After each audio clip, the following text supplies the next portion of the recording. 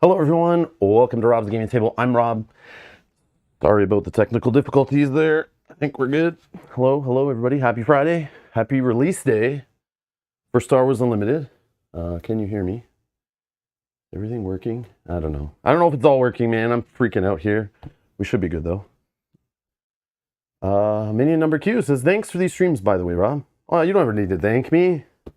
You don't need to thank me. I appreciate you being here. That's enough thanks I need. That's great. I've never really tried CCGs, but I've now signed up for a sealed tournament tomorrow because you got me interested. I apologize in advance if you have fun and love it and start buying packs of cards and playing in weekly events and meeting new people. I apologize in advance. Sorry if I change your life. Rabbit Hole Podcast member for 15 months. Hello, everybody. Hello, Rob. Hello, Rabbit Hole Podcast. Hello. But yeah, I can't be held responsible though if you start like going down the rabbit hole. Rabbit hole, get it? Hey, I like it. It all timed perfect. Yeah, so I'm sorry.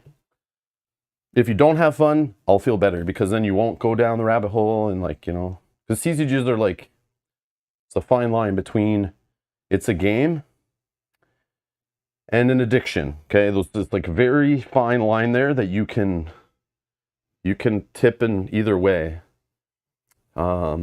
Yeah, like there's people that just collect these type of products just like to buy and sell or just collect to have because they love being completionists. Why is that covering my face? Like why is that there like that? Who does this? Oh, that's me. I gotta put that up higher maybe. Stop covering my face, guys. That's all I have. That's all I have. Lag is my life. Thank you for clicking the join button. Much appreciated. Thanks for becoming one of... Nope, hold on. Let me try that again. Thanks for becoming one of these awesome people who support the channel. Thank you so much. Thank you for your generosity. All right, it's Friday. So I just got these two boxes. Just showed up to my house like less than an hour ago, maybe. As did the rest of my order. My... what the heck is... Oh, it's backwards now because I'm mirroring myself. Why am I mirroring myself? Hold on. We can fix it all, guys. Don't worry. We can fix it all. Whoa, just like that. Okay. So I got this game mat. This is for me to play with at tournaments or like release events that maybe I'm going to tonight. Still not fully decided. All depends how long this stream takes too. Since things arrived and I had all these errands to run, we'll see. But there's an event tonight that I might go to at a local store actually to play in. Also, another local store is doing, local-ish, is doing, they're already announced their weeklies, which are happening on Sundays or something. They're already trying to set up weekly events. So they have like a community already like raring to go. And I know there's other communities or other stores in like Toronto and stuff who are interested, but I don't know if they're going to do anything. There is a store in like Vaughan, not a store I went to, but another store I've been to in the past, who's already announced their weekly. Their weekly nights actually start tonight. They're starting their weekly play nights. They're on Fridays of all things, which I always thought was like a coveted Magic night at stores and no one else can play anything in a store on Friday other than Magic. But supposedly this store is going to be playing Star Wars Unlimited on Friday nights, which is kind of cool. So people are excited. Like more people are interested, I think, or catching stores off guard, which is nice. I just want to play locally with people. That's all I want to do. All I want. I missed it. But yeah, I got this mat. And then for streams in the future, I got the the big mat. The 2-player mat, which you'll see on a stream in the future when we're playing. Some casual games, sealed, playing with the starter decks and stuff. So I got that. I pre-ordered that a long time ago. Because I played on... This is the ones we played on at Gen Con when we were demoing it on stream and stuff. Which was cool. I got some tokens, not the original tokens I ordered. I still have a couple packs on order, but they were supposedly delayed at the Canadian border through customs. There was some issues. So people who ordered tokens in Canada, a whole bunch of people now are like waiting on their orders because they ordered tokens. I didn't order tokens on the same order I ordered my other stuff. I ordered from like 5 different stores, all different things. But these are a pack of tokens I got at a different store. So I have tokens now, which are nice. These are nice tokens. So I got that all today. Oh yeah, and I got a starter deck to play with today. Or I sleeved up one of them. I have 2 actually, because I'm a psycho. One to build with for the set, because there's cards that are in here that are not in here. So there's like cards for Luke and Vader and stuff that are unique, but you get a whole play set. So I like that they did that. They made a reason for players to buy the starter deck, and then they didn't just double up on all the cards in here. So there's a lot of one-of cards in here that you'll find in here as commons, which I like. So I bought one to build with and one to just play and learn with and stuff and teach the game to people. So I got both those today because I got one from one store, one from another store. And the sleeves, I got the sleeves. The like Vader and the Luke sleeves. I sleeved up one already. It came with their own little deck boxes. Yeah, so happy release day, everybody. Hopefully you got your stuff and it wasn't delayed and back ordered and stuff. And as we all know, playing FFG games over the years, sometimes things just don't show up. And nobody knows why. Cohen, hello. Yeah, bling. Hey, Rob, I got Palpatine as leader. Oh, Cohen, you opened a Palpatine and I didn't? Oh, okay. You says I got Palpatine as a leader and the legendary Vader from my booster boxes. Oh, thanks, Cohen. I'm so happy to hear that. Oh, sorry, I'm just fixing my eyebrows. Just kidding. That's cool. No, let me tell you. Oh, man. Okay, where's Jacko? Jacko's not here yet? Okay, get this. After my last stream where I talked about wanting to get Palpatine and like Vader and Luke and all this, and Jacko was in here trolling and making jokes and stuff, he later messaged me, showed me that he went to his local store, bought a pre-release box, one of these, bought a pre-release box and some packs, cracked them open. Well, he sent me a picture showing me, thanks, Rob, it's all your fault kind of thing, show me that he bought stuff. And then he messaged me like, I don't know, an hour later, half hour, I don't even know how many minutes later. I just looked at my phone later and I had another message from him that showed a picture. The bastard, in like 9 packs or something, he opened a showcase Palpatine. Like literally that day that I streamed, he went and bought some stuff from his local store and he tries to blame it on me that he's now buying cards. Come on. And then he rubs it in my face. No, I'm just joking. He was nice about it, but he's like, look what I got. I thought he stole the image from the internet. I'm like, this isn't yours, right? He's like, no, I opened that. I'm like, anyways, yeah. Emil says, hey Rob, I'm rarely online while you stream. Thanks for the content. Currently going through some of the first Earthborn Rangers videos, pondering if I should late back it. Make sure you're okay with the theme. Some people I've been seeing online are going and buying Earthborn Rangers because they see that, like I said, some reviewers and stuff rated it very highly for last year's releases. And some people are saying it's like their favorite or top 5 game of all last year. Then people are buying it, even like Arkham Horror fans and stuff, and they're playing it and they're like, man, this is not my jam. And that's why I keep saying on streams lately when we're playing that, reminding people like, it's like Arkham, kind of mechanically, sort of. You can tell its birth from like Lord of the Rings, Arkham, and all those other LCGs. It's similar, but it's so different too, and it's more laid back and chill, and the theme isn't for everybody. So keep that in mind. Just make sure you're okay with the more chill nature, the more like, kind of like, more relaxing feel to it, but still adventurous and long. It's longer, right? It's more than just playing like 8 scenarios to complete a campaign. It's like still going for us. I don't know how long it can go, but not some play groups aren't liking that it's so long, which is weird. Some people complain there's not enough content in certain games, and then when there's too much, they complain too. So I do it too, but yeah. So just make sure you're for sure on that one. Like, if you're like love Arkham Horror and you buy that and you're upset, like there are people who are getting in that. So just make sure you're not one of those, like you know if it's for you or not. Do a little research, that's all I'm saying. So yeah, I've just seen people like, I don't make any money or anything, you buy it or you don't, I don't care. But yeah, just remember, we like it a lot, but like some things about Arkham I don't like, right? So I'm not like, but I do love that game too. So, but not everyone loves both. So just make sure you're okay with it, that's all. If you're a heavy Arkham fan. Don't think it's like, oh, it's just exactly another Arkham. It's quite different, but still similar. It's weird. Anyways, hopefully that helps. Yeah, Cohen, yours was also a showcase. I know, that's what I mean, though. That's what reminds me. It's crazy, right? Oh, no. You wanted those to build decks with? A showcase is 1 in 12 boxes-ish. And that's just rough estimate. I don't know if it's exactly if you bought 12 boxes in a row that came off the factory line, if you're even guaranteed. I don't know, because I've heard people open like cases of 6 boxes and not get one, and some people open 2 cases and get 2. I don't know what that means. I don't know. I'm not sure. And some people buy their stuff from all different places, right? So who knows? Matthew's saying, can you, yeah, ask questions, guys. This is live. If you're watching later, I'm so sorry. This is probably going to be way longer than any other like deck boxing, cracking, packing, whatever those videos are called, opening booster boxes, because I do it live and I have a community and I like to answer questions and chat. Like we're at game night, you know, like we're at a game store, we're chilling. It's Rob's gaming table. You came over, we're hanging out, we're doing this live. So people in the live chat, I'm going to respect them, answer the questions when I can. So just, you can delete your angry comment down below. I know it's long, but you have many other options to watch shorter versions of these type of videos. Go crazy. Go watch those. I'm not mad if you don't want to watch this, okay? It's not for everybody. Just like every game we play is not for everybody.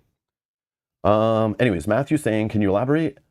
One, what is the starter decks that is not in the boosters? I can show it. We can crack a starter deck too. I can crack it open and show you. Actually, I have it open. I can show you. I can show you from the one I opened and sleeved already. Yeah, absolutely, absolutely. I grabbed a case of boosters thinking I wouldn't need starter decks, but now I'm thinking I need. Yeah, I see these people posting online. I see it on Reddit this morning. A lot of people going to their local game store, hopping online and going, guys, what do I buy? Starter deck or booster boxes? Those are my only like kind of two options, kind of. I guess there's like some stores have sealed the pre-release is still left over. So some people are also asking, what do I buy? Do I buy a starter deck? Do I buy a pre-release box sitting at my store left over from last weekend or this weekend? Or do I buy a box of packs or loose packs or whatever to get started?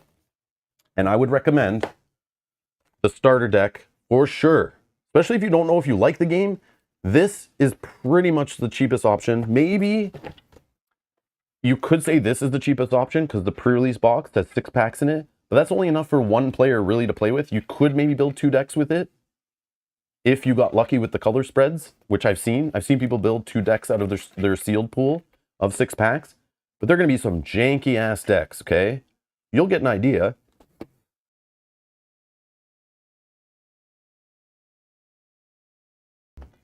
Sorry, I have a throat tickle that will never, it does not go away. So I'll be trying to remember to sip on liquids and candies while we're talking here. Yeah, dry air, man. I don't know what it is. I'm just like very tickle, throat dry, tickle kind of thing. Anyways, sorry guys. But the thing is, this is basically enough for one player. This costs like, I think these are around the same price, or maybe this is a little bit more, but the starter deck, you get 2 full 50 card decks. This you maybe can make 2 30 card jank decks, maybe. But this for sure you can build, you come with pre-built 50 card decks. And they come with cards, 3 of each, of like, I think 6 different cards or something. And Luke and Vader, the heroes, are not in here. Luke and Vader are in here as promos, so you'll get a Luke and Vader leader, but you don't get all the cards that work with them guaranteed. In here, you get cards that work with them, are literally built for them, like literally Luke's lightsaber and Darth Vader's lightsaber are only in here at this point. Maybe there's a Luke's lightsaber that comes later in another set. But you get those, like, if you want to play Luke, you want to play Vader, and you want cards that work with them, they're in here. They're like in here, and some of them aren't in the set. And you can always dismantle these or keep them together and then just buy booster packs and switch some cards out, you know? Or buy a pre-release kit, switch them. But I would say start here and then, you know, play with your son, daughter, friend, whoever you can find, teach them the game, play together, see if you even like it first, right? This is a nice cheap entry point. It's a complete game. You play this, comes with tokens, little deck boxes and stuff, and start there.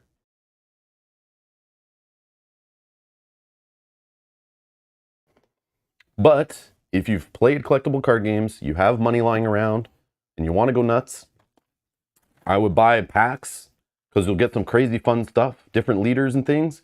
But I still would probably buy this too. Because yes, you'll get some commons in here that you'll get in here, you know, but like you'd also get some rares in here that you might not get in here, depending on if you draw them or like pull them or not, right? So I don't know. And we'll go over exactly what they are. I'll show you. Actually, let's do it right now. Let's do it right now. So this is the back of the starter set. Okay, 2-player starter set. It literally lists all the cards. So if you wanted to look them up on the website, see what's rare and whatever, but I'll show you one even better without you having to spend a dime. I will show you right here. So here's from my other open one. I opened one of these. They come with these 2 little deck boxes and tokens. 2 sets of crappy tokens, but they work. I used them in pre-releases. People were playing with them all weekend last weekend. They work, right? You get enough to get by, okay? They even come with playmats, paper crappy playmats, but they get you started, and they have some rules on them and everything. I don't have them down here to show you, but on the back are like a Luke and Vader poster. Some people like that stuff. I like the posters. I want to put them on my wall. So I already sleeved them. The sleeves do not come with the starter set. I bought sleeves on the side, like the Gamegenic ones, because I want to make a set that just sits here as like a little board game that I can teach people with, bring it to places and demo it. So yeah, it does fit sleeved, full 50 card deck in the box that comes in the starter deck, just to get you started. Obviously, it's a crappy cardboard box, but it works. It works. It gets you started. Makes a great birthday gift for kids. But anyways, you get this, you get Luke. Now here, I'm going to blow your mind right here, okay? So remember the way before I was showing bases, which I probably don't have any down here anymore right now. But remember the way on the back of the bases are tokens like these? Upgrade and experience, or shield and experience. Hello? So we have shield, we have experience. Okay, these are on the back of bases. These actually give you 6 copies, 3 for each player, of just these dual ones, which are nice to bring to tournaments and stuff. So you have extra if you like playing with these, because you just attach them onto the card. So what did they put on the back of the base then, you say? This is what they put on the back of the base. Oh yeah. So if you ever dismantle your Darth Vader starter set or drop it or lose some cards or want to start modifying it, here's the list and it shows rarity. Let me see if I can. Sorry, try to keep it still. So in here, see the cards that have an S? S is for special, just like me. I'm special. But in there, those are the special cards that are only in the starter set. I think some of them are also in organized play kits as alternate arts and stuff, so you could try to collect them that way. Obviously, that's a lot harder and involves much more effort, or unless you're buying them online secondhand, but I'm sure they're more expensive. But in here, Vader's lightsaber, they give you 3, a full play set. So you don't need to do the old FFG way of buying 6 starter decks just to get enough cards to build decks with. You just need 1, and you'll get 3 Vader's lightsaber. You will get 3 I Am Your Father. You'll get 3 Grand Moff Tarkin. You'll get 3 Admiral Mahdi's. You'll get Darth Vader is a special card for this, the leader card. And that's what's in the Darth Vader list. Now if we pop the Luke one open. I'll fix that later. Okay, let's get that out of the way. Yeah, it doesn't show you on here which ones, but you can assume maybe some of the 3 times ones are. But I know Fleet Lieutenant is the 3 of, but it's in the booster set. So you can't just assume that the 3 ofs are the ones that are in here because some of them aren't special. So I have Luke in here. So let's grab Luke's base. Okay, Administrator's Tower. And there you go.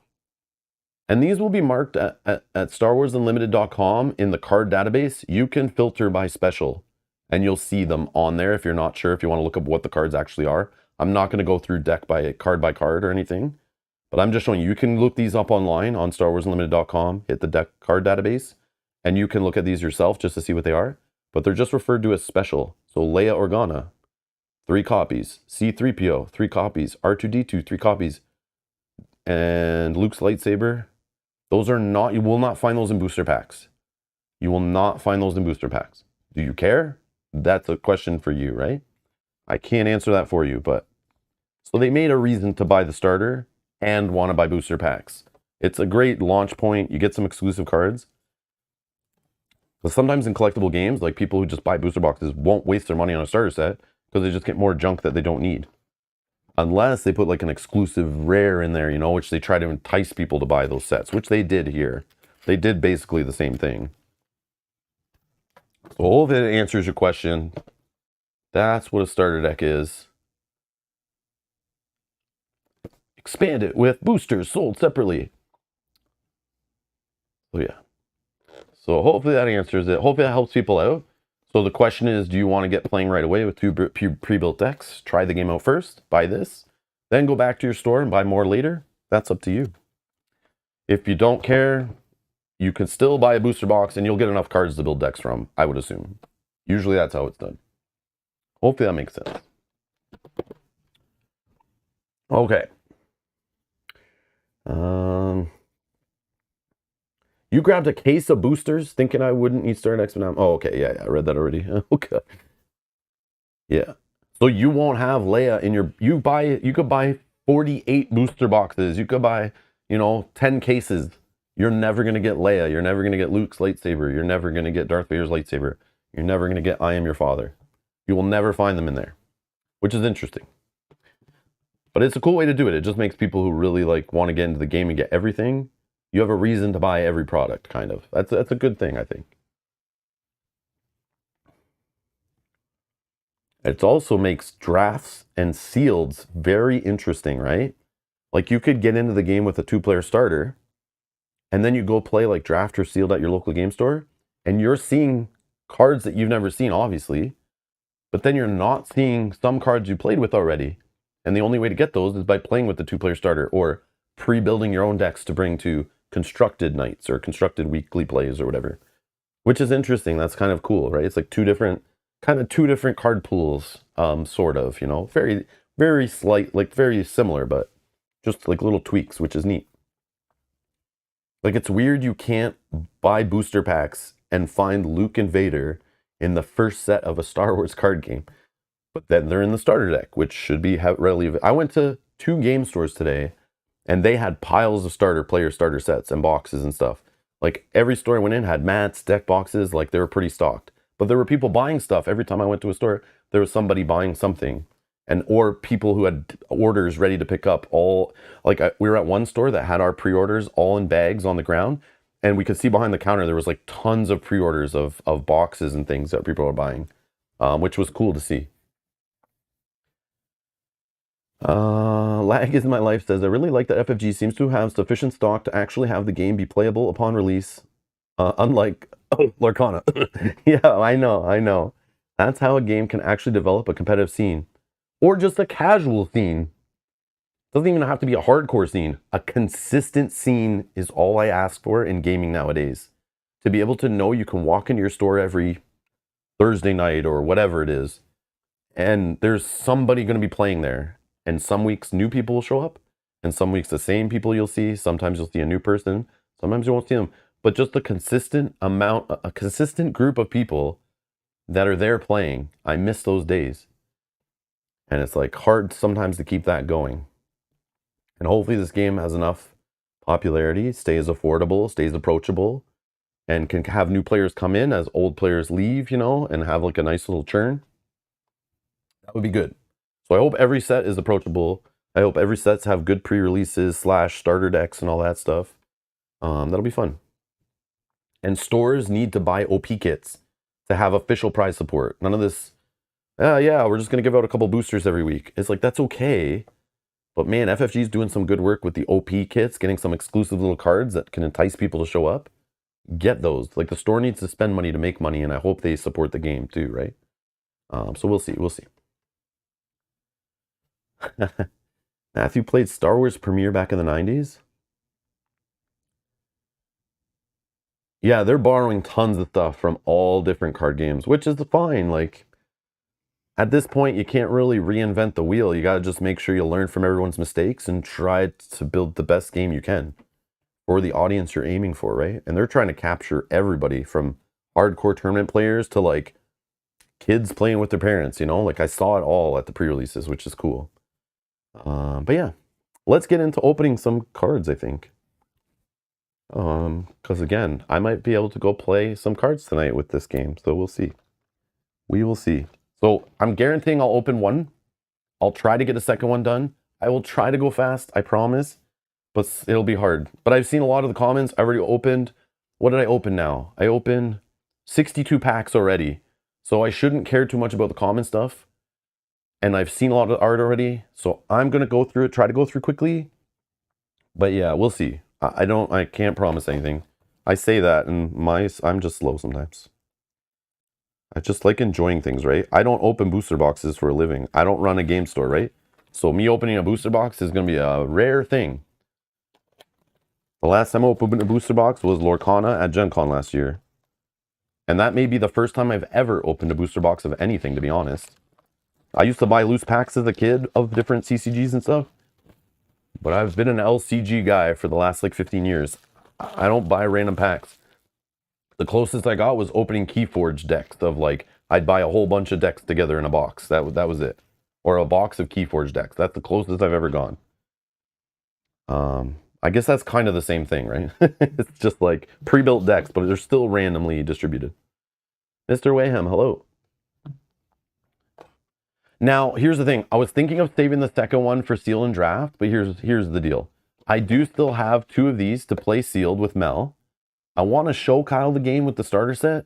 I don't know if he'll even like it. Maybe after we play, he's like, okay, I don't want to play that game anymore. Don't make me play it. I'm okay with that. If he does want to play,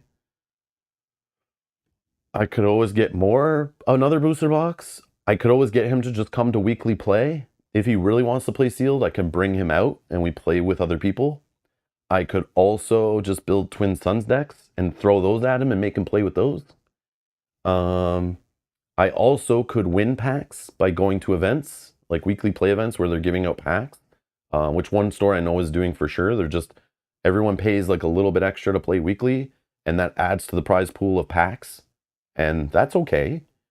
And I'll just take those packs and gather them, and I can use those for Sealed. I don't know. But we'll see.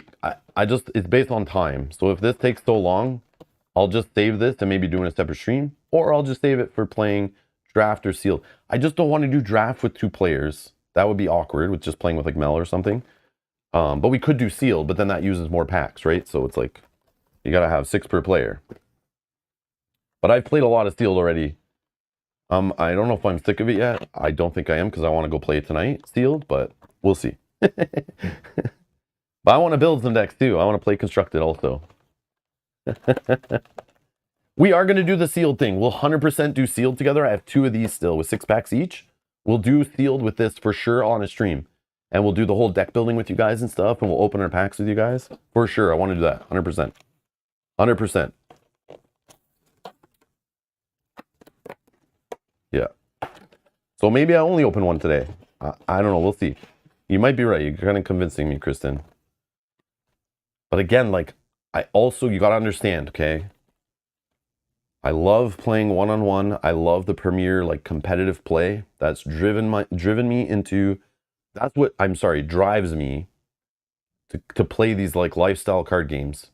Like Game of Thrones, the card game, 2nd edition.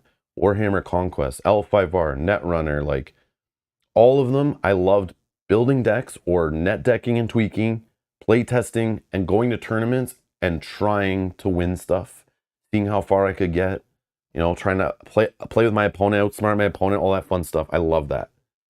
So when I look at these booster boxes, I'm like trying to chase cards to build decks with. Like I'm still missing cards. I would love to put in some decks to play. So part of me wants to just open to know what I have, because my fear is I open one, then I take my extras, I go trade them with people to try to get what I want. And then I open this later and I get what I want. Then like, why did I trade? And now I have extra again. And I have to go back to the drawing board and trade again. Is that okay? I don't know. I don't play games like this, like collectible card games. This is all kind of new to me since the 90s. Trading Ninja Turtle cards, or 80s even, or Overpower. The Marvel Overpower. I used to collect those and just trade the characters I liked with my brothers and stuff. Yeah, or hockey cards. But man, I haven't done that since I was like a kid, so I don't know. This is new to me, ish. All right. So yeah. So we'll see. Take a poll. Oh, I like it. Okay, we'll do a poll when we get to the end of this, because I know there's people that will show up like later too, right? I don't expect, I just scheduled the stream like 20 minutes before it, because I didn't know if I was even getting this today until the mailman dinged the doorbell. And I was like, yes, yes. Okay. Let's get into it. Let's see. Let's see. All right. IG88. All right. We don't care. Administrator's Tower. Sure.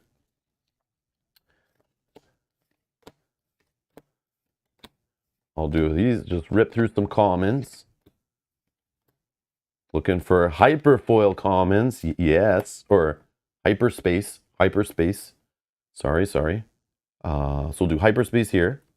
I'll do hyperspace here. Hyperspace here. Commons down here somewhere. And then I'll do uncommon beside it. So uncommon, Canaan. Smuggling compartment. Okay, so our third uncommon slot was not upgraded. It's not even hyperspace. But I still love this card, so I will take it. Gideon Hask. Okay, these are rare. Not a legendary. And then our foil is a Snowspeeder common. Okay, I'll start the poll now. I don't need to finish it. Actually, yes, I see you guys bugging me. I will do it. Okay, hold on. Start a poll. What should I do today? Open 2 booster boxes. Open 1 and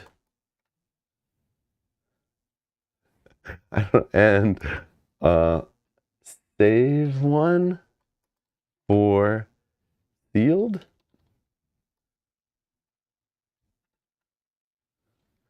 I don't know. Is that the only 2 options?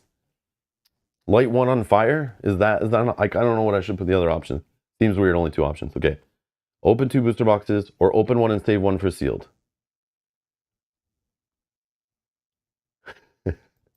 I'll leave that going for the whole time till we're done this first box.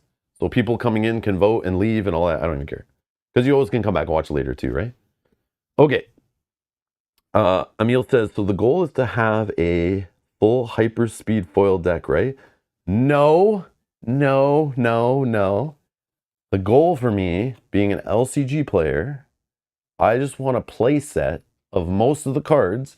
So when I feel like going to an event last minute, playing locally, going to a tournament, I have the cards I need to build the deck I feel like playing, or last minute tweaks. That's it. I don't care if they're hyper. Of course, I'd love the whole deck to be like hyperspace, because I think full bordered cards are awesome. Because those are like what we used to get as promos in our old games and stuff. I would love a whole deck like this. But yeah, maybe some of my favorite cards foily, that would be cool. But I just want to get like enough to play a deck and not feel like I'm missing a card I'd rather have 3 of and I only have 2 of. That's it. That's it. But we'll see. Maybe I can make stuff work without some of those cards, which is fun. But yeah, you're crazy, man. Crazy. No. I don't need the bling. Bling is expensive. I'm not in this to spend tons of money, is the idea, as I'm opening booster boxes. They're not that bad, though, I think. Okay. Hop of space. Camera.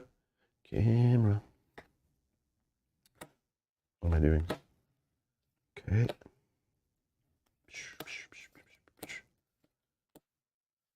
Also, I guess we're looking also for miscut cards, right? That's the thing. People go crazy if I pull a card that's like all cut, then it's like good. Or in another language or something weird. That would be fun. Another hyperspace common. Sick. In our 2 packs in a row. 2 packs in a row. There's our uncommons. Oh, we got Wolf as a rare. Okay. And a Scout Bike Pursuer foil. Okay. Miscut. There's people that collect those things. People love, like, I don't know.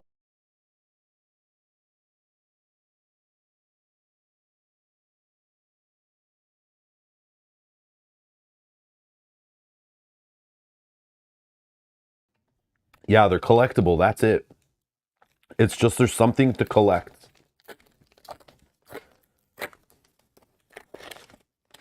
I'm probably opening these wrong. I can't open them nice. I don't know.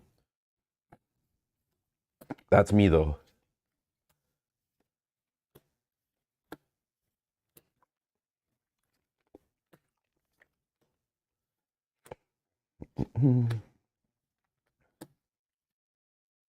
Oh, I like this one.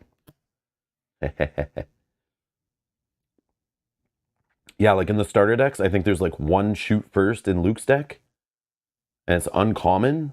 So like if you wanted to play, you could like I could use this to beef up the Luke deck, take out some other events I don't like or whatever, and put one of these in, you know, just to get more consistency.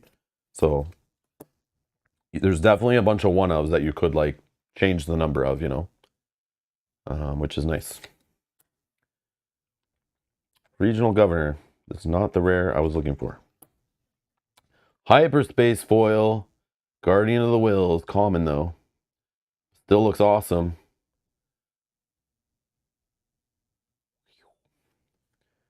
That is cool.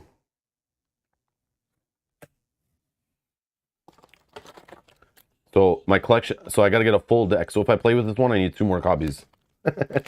Just kidding. Oh, OG Max Smith got a discard card. I've seen those in like Lorcana, right? Those are like a thing. I didn't get one, but I know those are a thing. Where it says just discard on one side, like you're not supposed to make it into a pack. It's like off the cut sheet or whatever. That's cool. How much are people selling? I'm sure you're not the only one. How many people have you? There's probably posts online of people trying to sell those. Oh, there's Hyperspace IG88. That's cool. Yeah, I'll just stop on like the cool cards, which are basically anything like a nice treatment. Whoops. Nope, nope.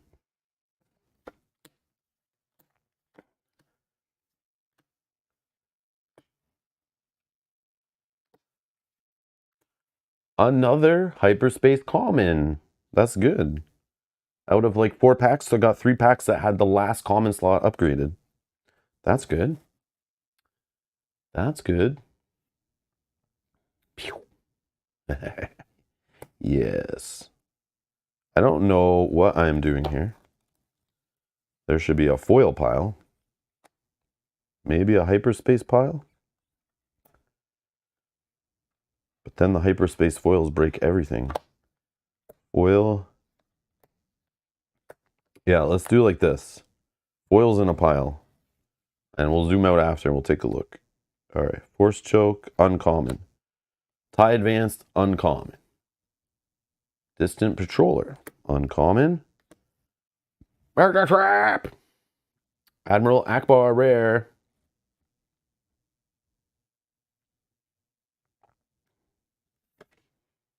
Foil medal ceremony. This is one where we gotta fix it and give Chewie a medal, right?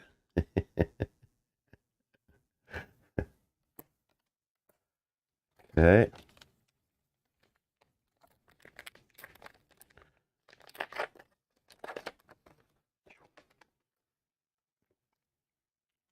Speaking of Chewie,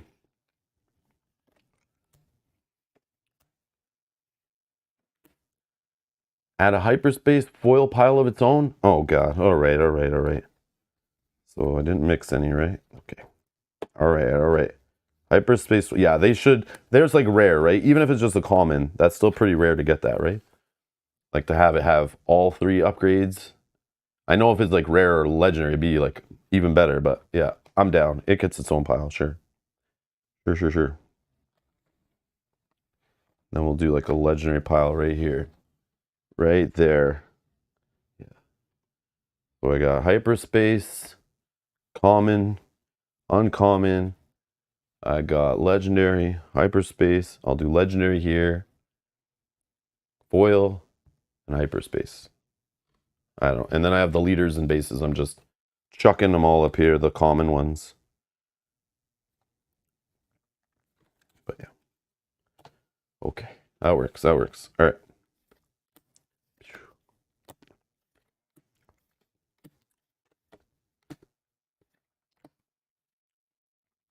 Waylay. I love this card. No good to me dead. Starwing Scout. This guy is like my 4th copy of this jerk face. I don't need him anymore. Another rare General Krell. Nope. I don't need a 4th one of him. So there's a trade. This is trade fodder. And then we got an uncommon foil Zeb Aurelius. Aurelios. Oh, really? Aurelios?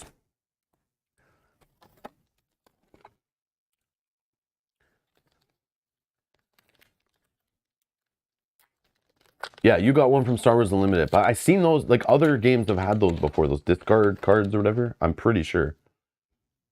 Double color doesn't seem great. Although, in a card game when this is like the first set, I'm sure in later sets they'll beef up those like single color pools, you know, to make them more worth it. Remember, they're already working on like set 9, so these cards we're looking at, I'm sure they worked on these around the same time they're working on like sets 1, 2, and 3 were all designed to kind of together. Like, I know from playtesting, like FFG is not usually working on just one set at a time kind of thing. But who knows? I know they'll playtest one set in its own thing, but they'll also playtest like that set with other sets at the same time and stuff. It's quite the, I don't know what they do nowadays. That was years and years ago, but. So we got a Hyperspace Sabine Wren. That's cool. A little foil on the bottom there. Okay. Ecobase. Academy Training. Moment of Peace. Regional Sympathizers. Guerrilla Attack Pod. Patrolling V-Wing. Vanquish. Gamorrean Guards. Ozatuk Liberator Gunship. Underworld Thug. Sabine Wren is our uncommon. We have Entrenched. I love the idea of playing this card on an enemy unit so they can't attack your base. Yeah, you're giving them a buff. But especially when you don't have any units in that arena and you put it on someone that could attack your base and kill you and you save it with this, I think is so cool. I love cards that have like outside the box ways to play them and seeing players like figure that out. I think that's so fun. Or when you do it to them and they're like, wait, what? Oh no, like I didn't know you'd use it that way. Ezra Bridger. For a cause I believe in.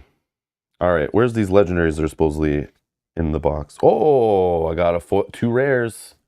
2 rares, because my foil is a rare. I had no choice. I'll put the rares together though, because I don't think I had another one. Nope. So that's our first foil rare.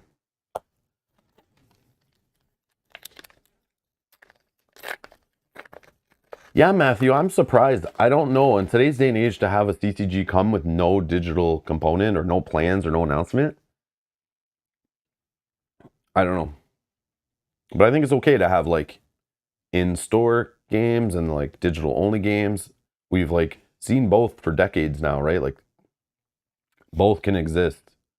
So I don't know, but I'd be surprised if they didn't. But I thought the same thing for Keyforge, and that like still hasn't happened. It's like Keyforge has QR codes. You can freaking scan your whole deck into a website. Like, how would they not make that into a way to play like that? Like fans have to do it. It's so crazy. It's like I remember like 10 years ago, like my daughter get Pokemon cards and we're like scanning and playing with them in the app, and like it was like a pretty dated app, but like it still worked. And like she's like getting new, like earning cards on there and stuff. I was like even made an account and was playing with her and stuff. I was like, really? How does this have this stuff going? But like I'm playing brand new card games that just come out and they'd have no intention of this at all. It's so weird. It's like just give people more ways to play. But I guess there's like a cost and maintenance, and you got to stop like hackers and stuff. So it's like, I don't know. But then people like pirate these games too and make fake copies and stuff. So it's like you can't win either way, I guess. Very weird. But yeah, I always wondered that. But again, if you make a way for people to play it digitally, then maybe less people will go play in stores. This way, if the only real way to play is in stores, kind of, you know, like officially supported way, then that's how you kind of build communities. And everyone knows if you can't build a local community, like with a physical card game, I guess the assumption is it won't survive. Like Magic, Pokemon, Yu-Gi-Oh have weekly events that have been going on for 25 years plus, right? So it's like they want to replicate that. And then eventually Magic added digital, right? Eventually Pokemon added digital, but those weren't there to like get the game going, right? So I don't know, maybe that's the thing. I'm not sure. But then you have like Hearthstone or whatever, and it's like that's only digital. People love that stuff. So, but then you have games that failed in both formats. So it's like, who knows really? Who knows the right way? I don't know. Just have to make a good product, I guess, and support it properly. That's what I think. Yes, overwhelming barrage. Fallen lightsaber rare. Okay, I definitely have a playset of these now. Pretty sure. Maybe not. Maybe only two. I don't know. And a common gladiator star destroyer foil. Oh, Yu-Gi-Oh had that too, where you use codes off cards. Oh, okay, okay. I have no experience with Yu-Gi-Oh. Yu-Gi-Oh's one of the Japanese games with the smaller sleeves, right? I think that's all I really know about it. I've never seen it being played or anything. At least not that I've known. I know people play it around here. I just have never like walked up and seen two people playing with cards from it. I don't know. But they probably happen on nights where I'm not at the store, like because it's scheduled as all nights, right?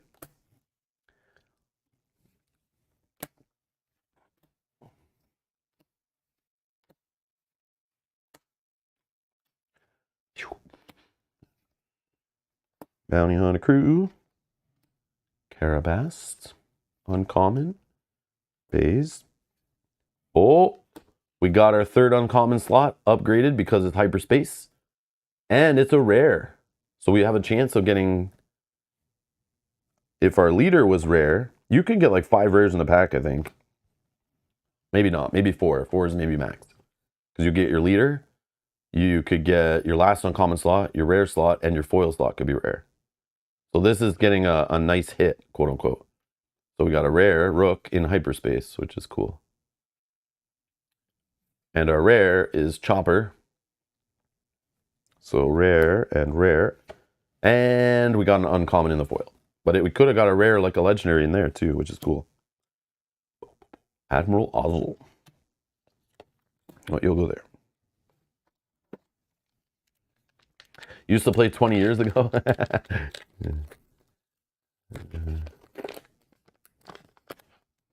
Oh, okay. Same game system. Oh, okay. Yeah, both by Blizzard though, right? I would assume. Or one was by a different publisher.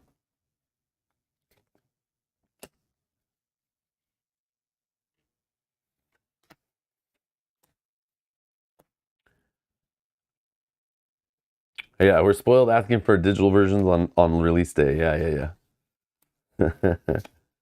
Yeah, let's see if the game can succeed first and not fail after a couple sets. Let's see if people actually want to buy it and play it. Not just buy it because it's new and everyone's excited and then nobody buys anymore. We need people playing it. We need tournaments. We need live stream tournaments. We need hundreds of players attending conventions just to play this game or just to get the new set and play. You know what I mean? If that kind of excitement's not around it, then it's hard for other people to be excited.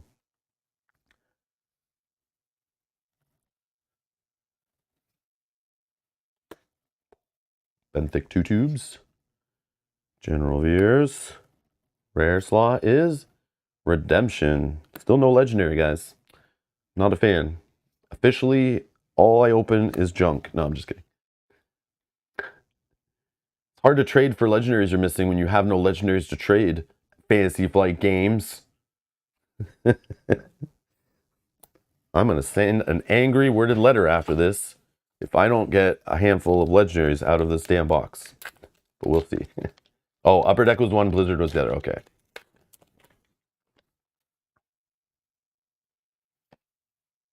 Oh, Hyperspace Administrator's Tower.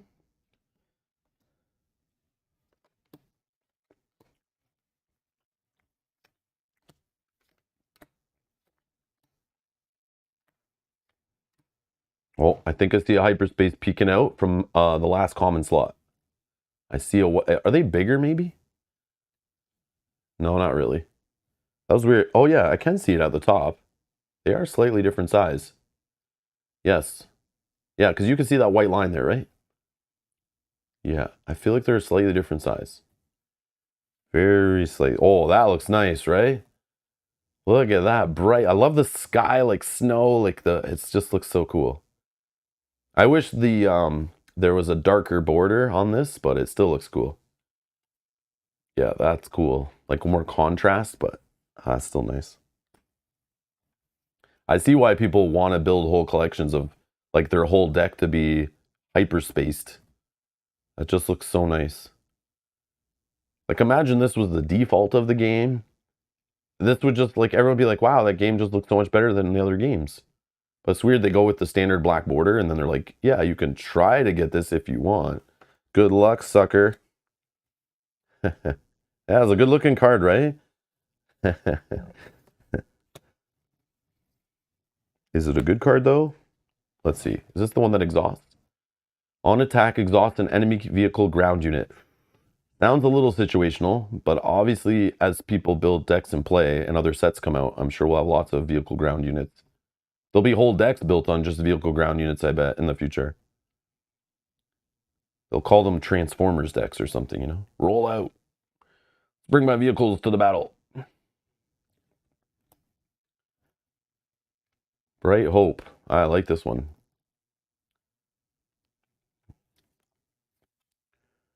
A rare heroic sacrifice. Draw a card, then attack with a unit. For this attack, the unit gets +2/+0 and gains when this unit deals combat damage, defeat it. Huh. Okay. We're only one. I mean, that seems good, right? Deal with the threats. Then we got an uncommon foil pirated starfighter.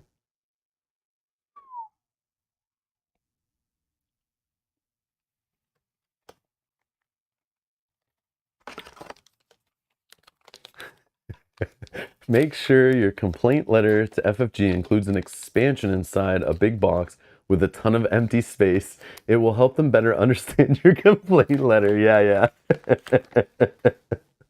It's just like a little envelope stuffed in a giant box of air.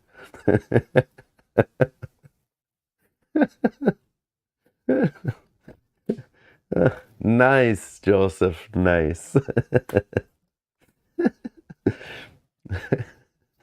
Oh, man. Board gamer joke. Oh, my God.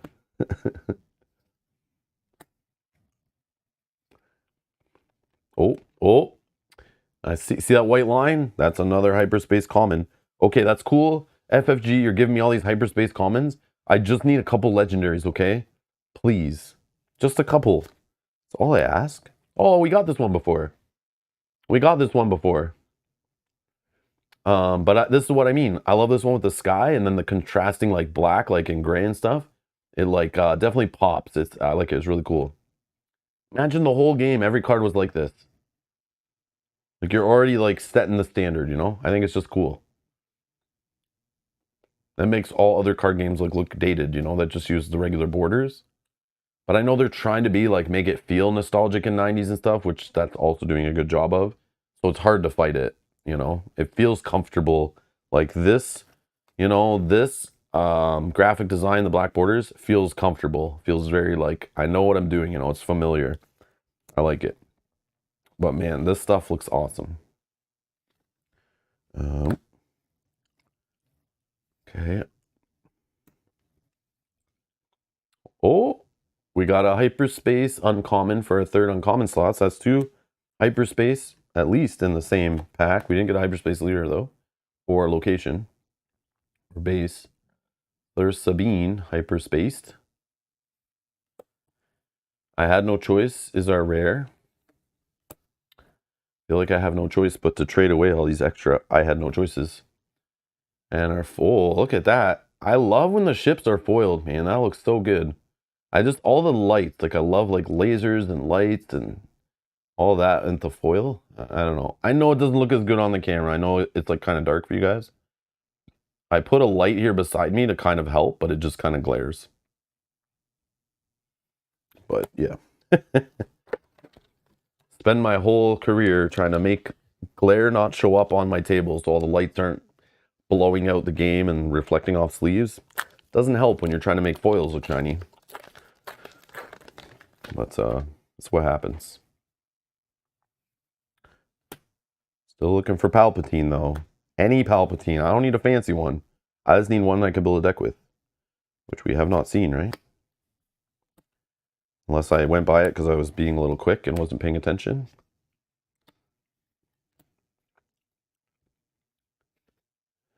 Patrick C says, I can't watch the stream. I told myself I wouldn't fall in this pit, and watching you, my barriers are starting to fail. Patrick, go, run, close the stream. I won't be mad if you don't watch it. I will not be mad at you. I will never hold it against you. I'm not doing this to try to get you to buy it, I promise. I'm just excited and like, I want to share my excitement. And I know there's people in the community who miss me playing card games like this. This is like what my channel kind of started on, right? And again, seeing people in person again that I haven't seen in like 5 years, it's like feeling so good to be out there playing with people in person, meeting people again that I haven't seen in a long time, meeting new people. Like, oh, it's so fun. Going back into game stores all the time, I miss that stuff.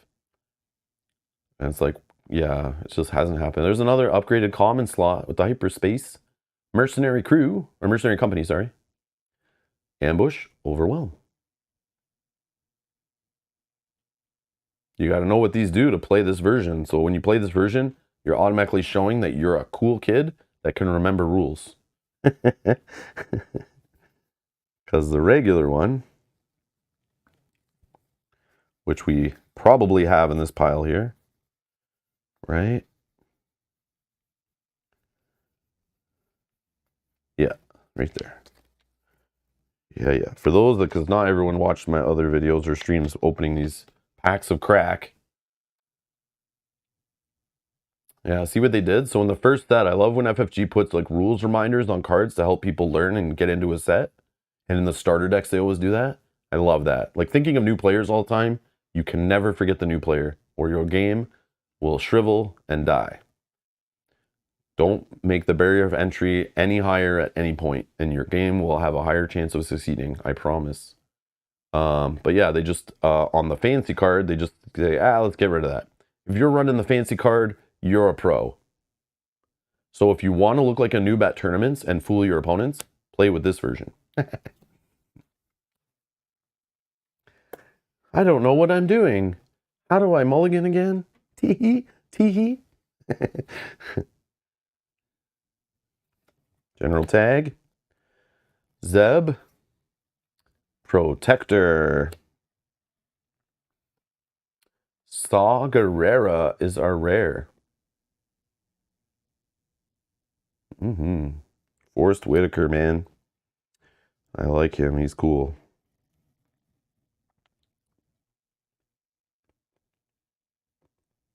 There's an additional cost for each opponent to play an event. They must deal 2 damage to their base. Spicy. But I love playing events, so I could never run this guy. But it is only opponents, though. So yeah.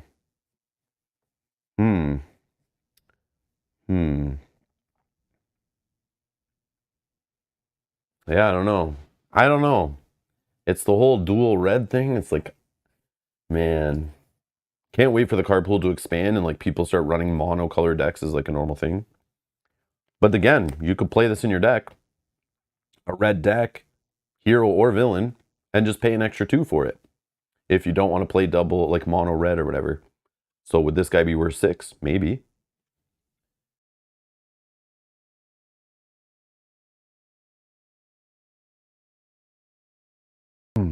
Maybe.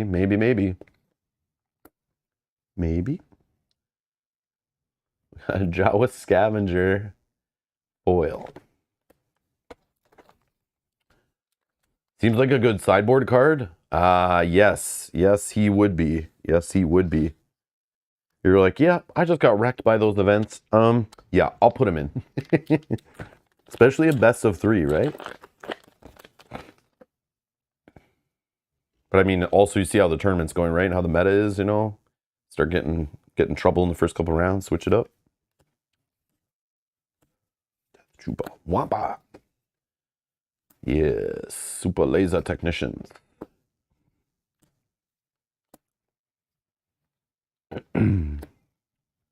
Asteroid Sanctuary. Man, where are the hits, man? Starwing Scout. Lieutenant Chilton. Wing Leader. Our rare is Bendu. This is my second, I think, Bendu. Which is all built based on like neutral cards-ish. Like neutral color cards, not hero, not villain. In the middle. Okay, okay.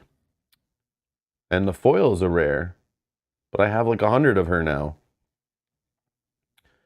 How many governors are there in this region? Too many. Too many. Anyone looking for regional governors to trade? I can trade you 6 for 1 Vader.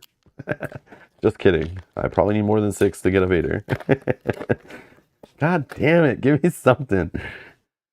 Luke Vader, just 1 and I'll be happy, okay? I don't expect a whole playset. I'll buy the playset. But just, like, come on, give me 1. 1, please. Please.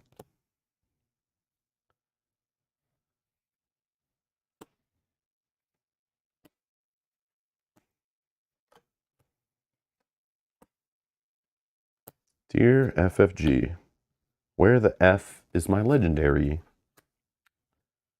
Chewie! Yeah, this I could upgrade the starter decks with. There's only 1 Chewie. This Chewie comes in the Luke starter deck, but I would want more. Maybe 2, maybe 3. I don't know. Who doesn't want this Chewie coming in play? He's just annoying, right? When you attack him, you ready him, and he's 6. And he's Sentinel, so you have to attack him unless you have Saboteur. But he just like stops your opponent if they're just like smashing your base. You kind of have to deal with this guy now. I like that. I don't know if he's good, but he seems annoying if you don't have a way to deal with him. I saw him in a pre-release event. Someone said, "Ha, deal with this," and I went, "Ha, open fire, and then I'll hit him with 2 from Vader." Yeah, none of those were attacks, so he doesn't ready, and now he's dead. See ya. But I had one where the guy kept putting shields on him, so he was annoying. But I still dealt with him. I played enough games to know like dealing damage is not an attack. So this text, I know how to play around it. But if you don't have those tools, you're in trouble. Prepare for takeoff. So if you're playing a bunch of vehicle units, this will help you search for them if you're not drawing them. That's cool. Ooh. That's an upgraded 3rd uncommon slot. Right? I think so. And it's upgraded to a rare hyperspace. That's a cool looking card. Red 3. It's unstoppable supposedly too. But I think you just have to hit it for 3 damage and you can stop it. So I think this is kind of false advertising. I don't know. I'm just saying. I think so, but I'll try it. And I'll tell my opponent, sorry, you can't stop it. It says unstoppable on it. So it's just going to attack your base till it's dead. I'm sorry. It says right on it. It's unstoppable. And our rare is Body Rook. And Common Recruit as our foil.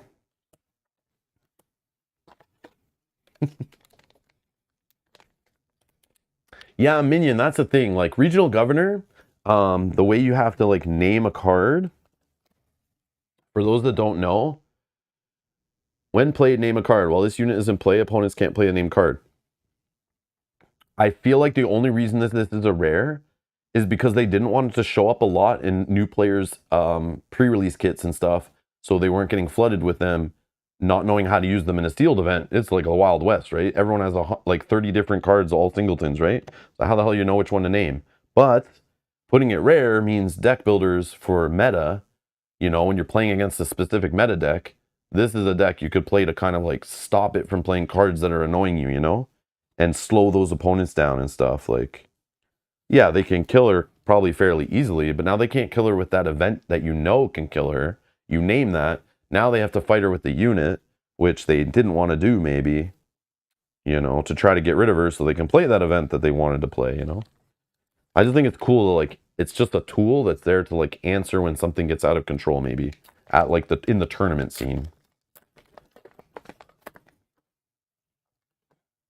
And it rewards, like, players who are, like, super hardcore into it, right?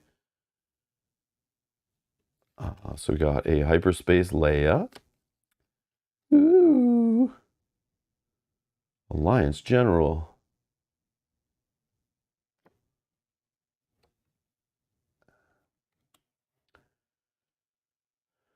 Yeah, with Thrawn, it would be cool, right? Yeah, because you'd get to see the top card of their deck, know that they're drawing into it, but they could just resource it and you don't know, so you're like naming cards.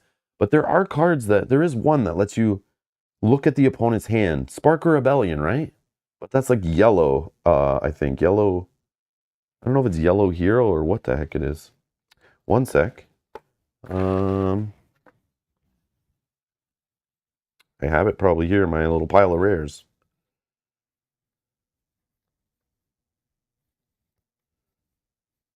Oh, yeah, it's hero. So I don't know how that works, right? You'd have to pay 4 for this at least, right? In Thrawn's deck? Or like with Regional Governor, because she's just blue.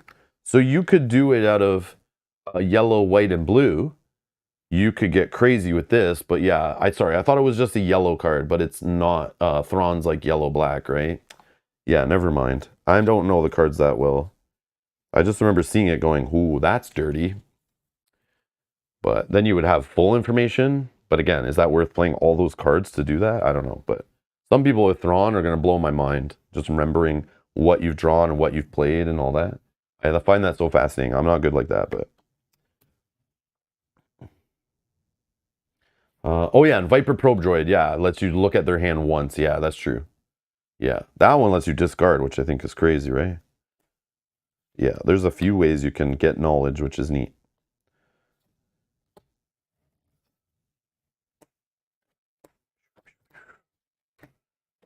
Come on, legendary. No good to me dead. Rogue Squadron Skirmisher. Ruthless Raider. Yes, I love this card. Okay, I think I have a playset now of this for sure. Oh, Force Lightning Legendary. Yes, I want to play with this card in my deck. This is one of the ones I would love to have a couple of at least. So no, I can't trade this away for those Vaders I want to get. I need this one too. I'm greedy. Oh, man. So look at this. Choose the unit. This is 1 cost, okay?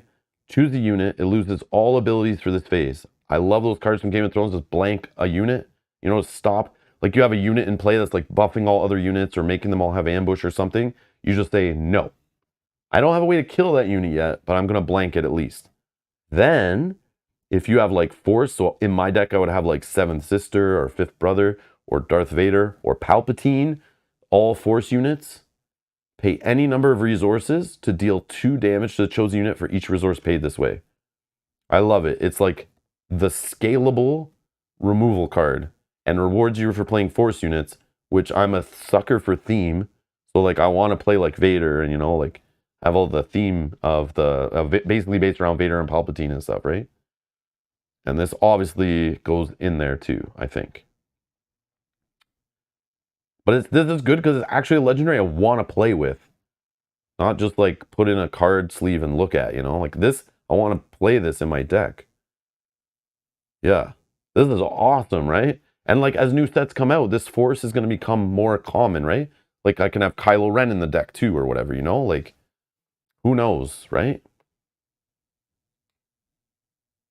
I don't know who else. I'm not the best with all the Star Wars people's names, but you know what I mean. Boom. Finally have a legendary in the legendary pile. Look at me. What's this? A common foil. Come on. Where's the legendary foils? I don't even need a hyperspace. I just need more legendaries. I need the trade stuff. I need to be able to trade. 2 more legendaries left in the box on average. How many packs we got? I've been going like between each stack. I just piled them, but I was going like 1 on each side and rotating. So I don't know. I have 1, 2, 3, 4, 5, 6, 7, 8, 9. I have 9 left. Should I shuffle them? Yeah, I'm shuffling them. Let's mix it up. Maybe they weigh more, so they settled to the bottom of the box.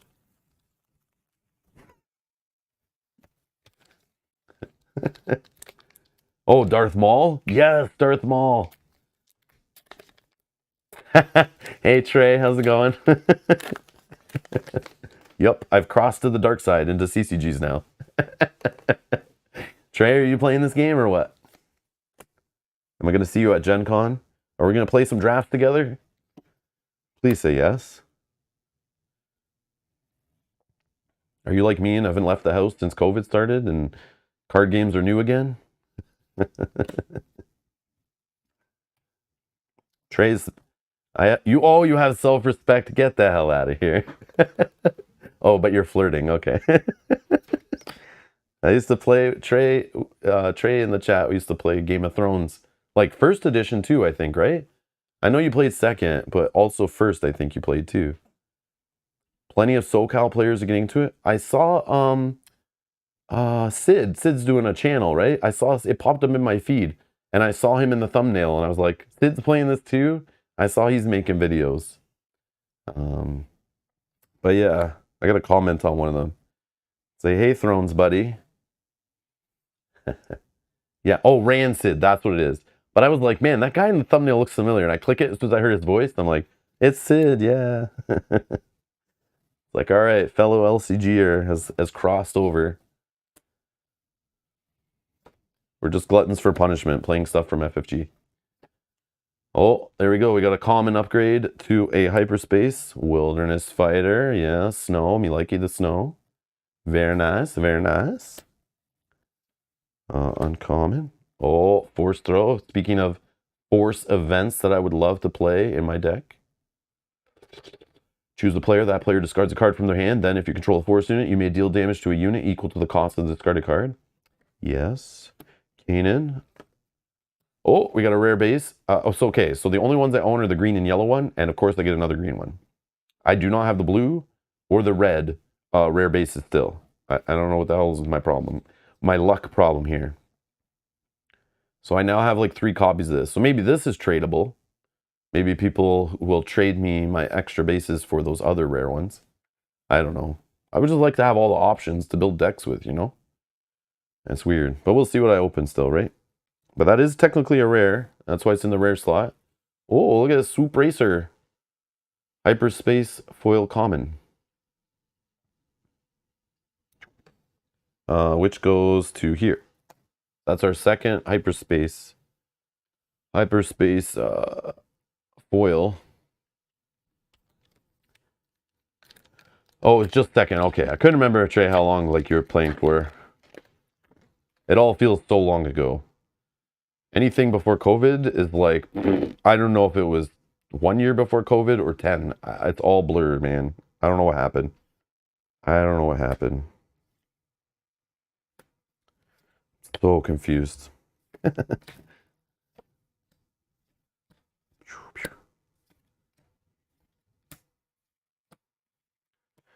Rallying Cry.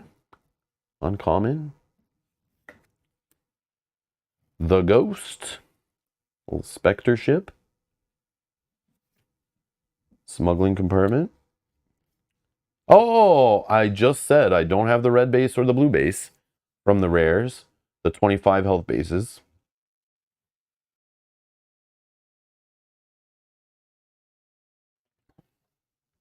Tarkin Town.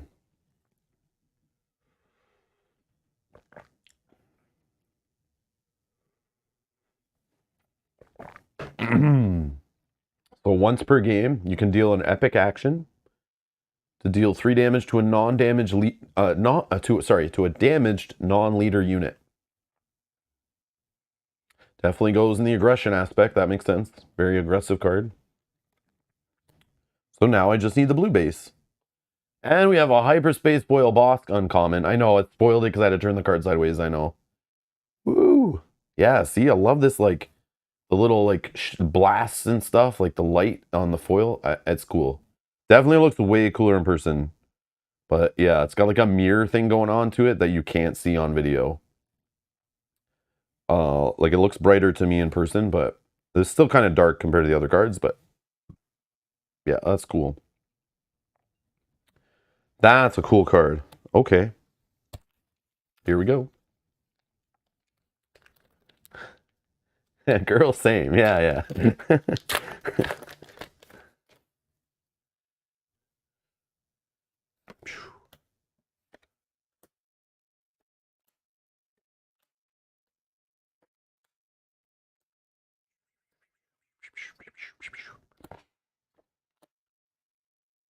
Me likey. Bib Fortuna. Colonel Yularen. Zabarilius. Jabba the Hutt. So I have like 4 copies of this guy at least now, I think. Definitely have a play set of Jabba the Hutts. I still need more Fett's Fire Spray, I think is the card, like Boba Fett's ship. And Boba Fett himself, the legendary, would need for his deck, but I could play this guy in there too, I think. And a common Occupier Siege Tank foil. But yeah, I'm just interested in like all the villainy stuff. I want to try like all the villainous leaders, try the different deck types, see which gameplay wise jives with me. But theme wise, it's like Vader all day. For now, there's a rare leader, Chirrut. There's a hyperspace Dagobah Swamp.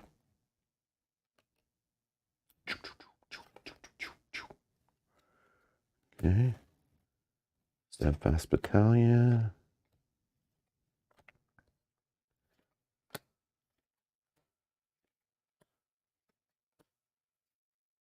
Oh, man. Oh, I think we're getting like... I had barely any packs up until today that I opened where this common slot was a hyperfoil. Or a hyperspace. And it seems like we opened like 10 of those in this box that upgraded the last common slot. But is that why we got less legendaries? I don't know. I don't know. Trenched. Bosk. Hardpoint Heavy Blaster. Search your feelings. Greedo Uncommon Foil. Slow on the draw.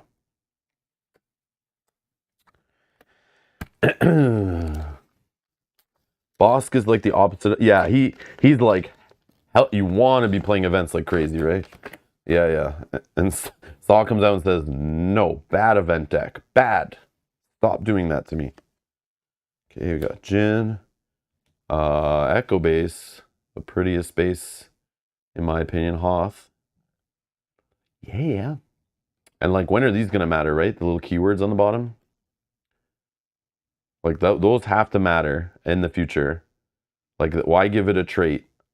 Something with base traits is there in the design space, right? For sure.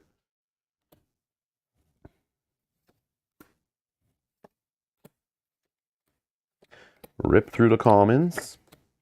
Again, you can vote on the poll in the chat. I got 4 packs left. If you want to see me keep opening packs like a turtle, yeah, click that. If you wanted me to save it and open them in the future on gameplay related videos, then let me know. I won't be mad at you too much. But if my Luke and Vader are hiding in there and I go to tournaments like over the next couple weeks and I don't have them because they're hiding in closed packs, I'm not impressed. We got an upgraded 3rd slot takedown hyperspace, which looks cool. And our rare slash better be a freaking legendary. No, it's Obi-Wan Kenobi.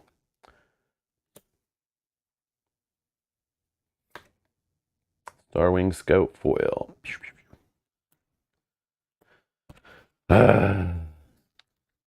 If your base has the Hoth trait, do something cool. Yeah, exactly. Like units that get bonuses, yeah. Like, if you're playing in Hoth, these, I don't know, all ATSTs across the board, you know, have 1 less attack power or something. Like, who knows? I don't know. I don't know. Your Snowspeeder can now one-shot an ATST or whatever. Or an AT-AT, right? Which ship, or which vehicle? Now I'm confusing myself. Is it AT-AT or ATST? I think I have one, right? You know, you guys are like, I thought you knew Star AT-ATs. AT-ATs are the big walkers, right? That like the snow speeders. All I know is I love the Hoth stuff, and my favorite experience with the stuff is not the movie. It was playing on when the GameCube released. I waited all night for it, lined up at my store the day before. Got my GameCube. The first game I bought was it called Rogue Squadron? It was there at the launch, I remember. And it was by, I think, Factor 5, who did some amazing sound and graphics and stuff. At the time, man, that game blew my effing mind. But playing or maybe, no, maybe it was in the N64 one. One of them had the 3D, you're flying around snow speeders, launching the tow cables, wrapping around the legs.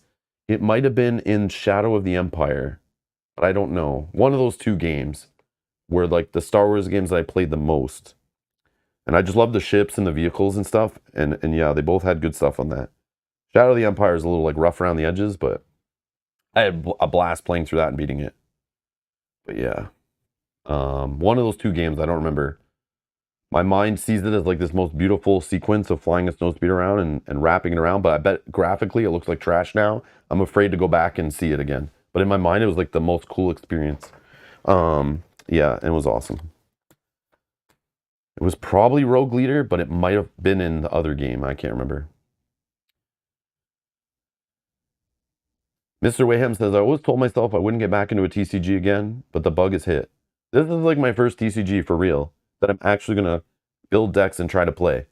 The only other one technically was Keyforge, but it was cool that it was everything I opened I could play. Did I play everything I opened? No. So technically it was basically a TCG because I was buying a bunch of cards that I never played with. But I did go to tons of tournaments, tons of events, tons of limited, tons of like yeah, just going to different places to play.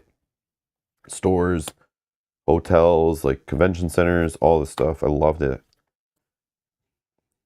It's awesome. I love Keyforge. I just love that I could open a deck and like in 10 minutes we could start the tournament. I didn't need to build the deck, which was cool. To me, that was fun. I had to like solve the deck that some computer built for me, which was weird. And I know sometimes the deck sucked. Whoa, look, I got a miscut. I got a miscut. Look at this crappy cut job. Go home, cutting machine, you're drunk. This might be the most expensive card I've opened. Yeah, I got a miscut, guys. So this is now better than my legendary. I don't know if it is, but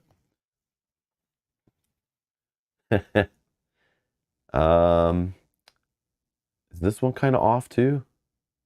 Or am I'm just freaking out. I think that one's okay.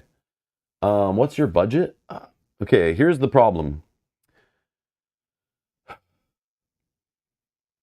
My budget, looking into it, people recommend to get into most. I remember when Lorcana was looking at it, like people were saying like just get one booster box and like some starter decks and you have enough to get into it and play some limited and sealed and stuff. And I love sealed and Keyforge, so when I heard people say sealed, I was like, oh yeah, you can do that. And lots of people love that stuff. And I was like, yeah, actually I had so much fun doing that. And I suck at deck building, so this could help me learn to deck build. So anyways, when I was going to place my pre-order, I put 2 booster boxes on because the price was right. Like they were not expensive in my opinion for how many cards you get. And I like the way they were built for draft and sealed. So when Mel and I were pre-ordering, I was like, I always have to build my pools if she's interested for 2 people. Okay. So in Thrones second edition, I had 2 sets basically.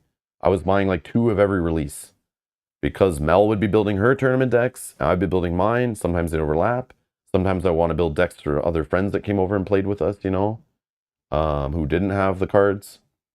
So yeah, I definitely had at least 2 pools of cards. In this, I asked her, I'm like, you want to play this with me? She said, yeah. So we bought 2 boosters, and I thought maybe I'd play 1 booster where we do sealed with it or draft. So I just bought 2 for the first set to get started. I don't know what that budget is. It just seemed reasonable. compared to what I spent on board games and other card games and stuff. 2 boosters. I bought mats for it because I like any game like Flesh and Blood that has zones. I like to have a mat with zones because it makes it so much easier for video production, for people to be following along what's happening. I feel like it makes that a viewing experience much better. So I don't know. My budget was like, it was hard because I had to pre-order in advance. I was scared from the Lorcana stuff, so I didn't know how much I should pre-order. But this was months ago, and I remembered I played it at Gen Con. I liked what I saw. So just based on that alone, I bought like a couple packs of tokens, the 2-player mat, 1 single-player mat, 2 booster boxes, 2 starter sets, 2 packs of sleeves. And then I bought that just because I was like, if at minimum I can get that and we can play with it on stream, we can have some fun and at least see how we like the game. That's me just trying the game out. It's crazy. Then the pre-release conversation came up, and then I was like, let's go to 1. And then we booked 2. And then we played at 1 and we booked a 3rd. And then and then I went to a 4th, and like, I might go to 1 tonight. Like, it's crazy. Like, I don't know. I'm just having fun with it, so I'm excited. And because I want it to succeed so that I can play locally with players like I used to with Keyforge, part of me is like, I'll buy some stuff from different stores just to show them people care and want to buy the game. Because stores won't stock stuff if nobody's buying it, right? So, I don't know. That's just the way I'm thinking. So my budget is what it was, but it ballooned up, obviously, because then I played it at the pre-release. And now, like, I don't know. I'm like, I don't know. We'll see. We'll see. But if I'm having fun every week, I'll keep going to sealeds and drafts and spending money on it, or little tournaments, spending $10 for prize support and stuff. I'll do that if I'm having fun. Cheaper than movie night. But yeah, I don't know. But I do the same with LCGs. Like, we buy like multiple starter sets. Then I'm buying two of every pack for Mel. Then I'm buying mats until I win some mats, you know, and then I'm buying deck boxes and sleeves and all this stuff. I don't know. It's all silly. But as long as I'm having fun, I kind of don't care-ish. But I'm not collecting. I'm just gameplay. So like, I'll trade away my extra stuff to try to just build a full set. Is what I'm trying to do-ish. Not a completely full set, just like a full set of cards I want to play with in my tournament deck. Maybe. They're like Seventh Sister. I want her in my deck, multiple copies. This is awesome. Force Throw, uncommon rare. So yeah, it's tough. It's hard to say. I don't know what my budget is. I was just like, yeah, it was tough. If I never played this at Gen Con, I wouldn't have spent a penny on it. I would have maybe gone to a pre-release when I found out what those were, and then I'd be like scrambling to buy product, but at least there's product to buy. I think every store has product available, and FFG printed a ton, so players could build communities and not have the Lorcana effect. Oh yeah, I shouldn't open that. I shouldn't open that. I was talking and not paying attention. I just started pulling the plastic off my other booster box. Okay, anyway, sorry. I can't do 2 things at once. Okay, we're almost there. Last 3 packs. Let's rip through the commons. Yeah, I don't know. Count Dooku. I definitely have a full play set of Count Dooku now. And we got a foil Wampa. Second to last pack. Trey says, I just don't know what this game costs. Pre-order is over. If I want to buy the website, just directs me to a store. Oh, they don't have any on a website. Oh. Uh-oh. I don't know, Trey. I'm not sure. In Canada, I've seen booster boxes between, like, I think 120 and 130 Canadian. So that means they're probably like 100 US. Somebody in the chat knows. Edward knows. I don't know the results of the poll yet. I'll close it in a minute. But yeah, when we're done the packs. I said I would keep it open. So you vote. If you want me to keep opening packs, click that option in the stream. If you don't, and you want me to save it for later for like sealeds. But keep in mind, I do have these. I have 2 of these we can do a sealed stream with. So you'll get to see sealed gameplay and deck building on stream for sure. I have a way to do it. It's no problem.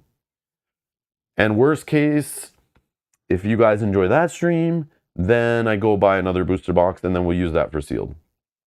But again, we'll see how it goes.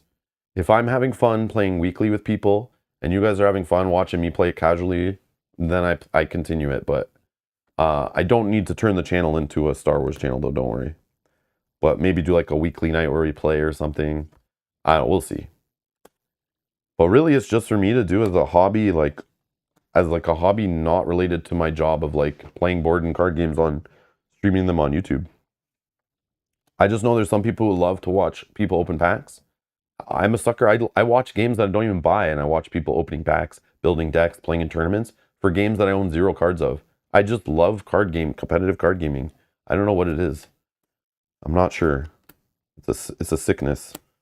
But yeah. Oh, another miscut. 2 miscuts. Look at this. Look at this miscut. Yeah, this is what the machine was doing. Somebody hit the wrong button and like it dropped the gun, you know? So we got a miscut disarm. A miscut cell block guard. He's like tilted now. Like I don't know what's happening there. 3 miscuts, guys. All right. We're getting there. Can I play those at tournaments? No. So I still need cards I can play at tournaments. But yeah, there's Death Trooper, upgraded common slot. The Ghost. Katina Bouncer. Double yellow. You may return a non-leader unit to its owner's hand. Yeah, see, it's any non-leader, so there's going to be eventually decks that are like bouncing their own units to come into play effects, like every other card game we see. K2SO rare. Holy, still just 1 legendary, guys. Ah, there we go, as I said it. A legendary Avenger foil. So that's legendary number 2. K2SO is good, though. I had him cause me trouble in my one of my sealed events. For each opponent, choose. So when defeated, so like you want to kill this guy because he's a 4/4. But when you defeat him, for each opponent, choose 1. Either deal 3 damage to that player's base, or that player discards a card from their hand. Which is so annoying. It's like so annoying. This is the guy who want to do the blank his ability with the Force Lightning. Screw you, K2SO. You're not going to discard cards from my hand or hurt my base. Yeah, legendary foil. Not hyperspace foil, though. That's why I'm not doing cartwheels. But it's still good. So C-Mitch says $96 for a booster box and $32 for a 2-player starter. Yeah, Trey, just get the 2-player starter and try there. Like we talked about at the start of the stream. Yeah, it's 2 full 50-card decks. Luke versus Vader. And it has cards in here that you can't get in booster packs. Some of them are unique to the starter deck only. But they do give you a full playset, so you don't need to do the FFG thing of buying 6 starter decks to get enough Gandalfs or whatever. So that's good. And then if you don't like it, you only spend $32. Whatever. Then give it to someone else. Or sell it. I don't know. But it's not a bad barrier entry, right? I mean, it's not as good as like some of the LCG starters we played with over the years with more cards for more players, more deck building, but for a CCG or TCG or whatever, it's not bad. There's Jin, Hyperspace.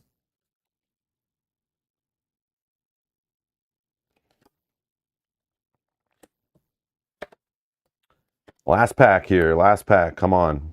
Maybe one more foil and I won't write an angry letter.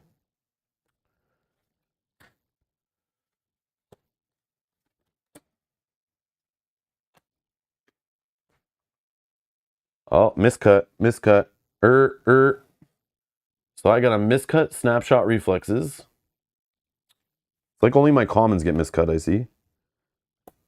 They don't miscut the legendaries, I guess. Miscut confiscate. What the hell, man? So these ones were like probably all on the same sheet, right? Something happened like where the sheet got tilted. So somebody else out there has like the other row, you know, in their box.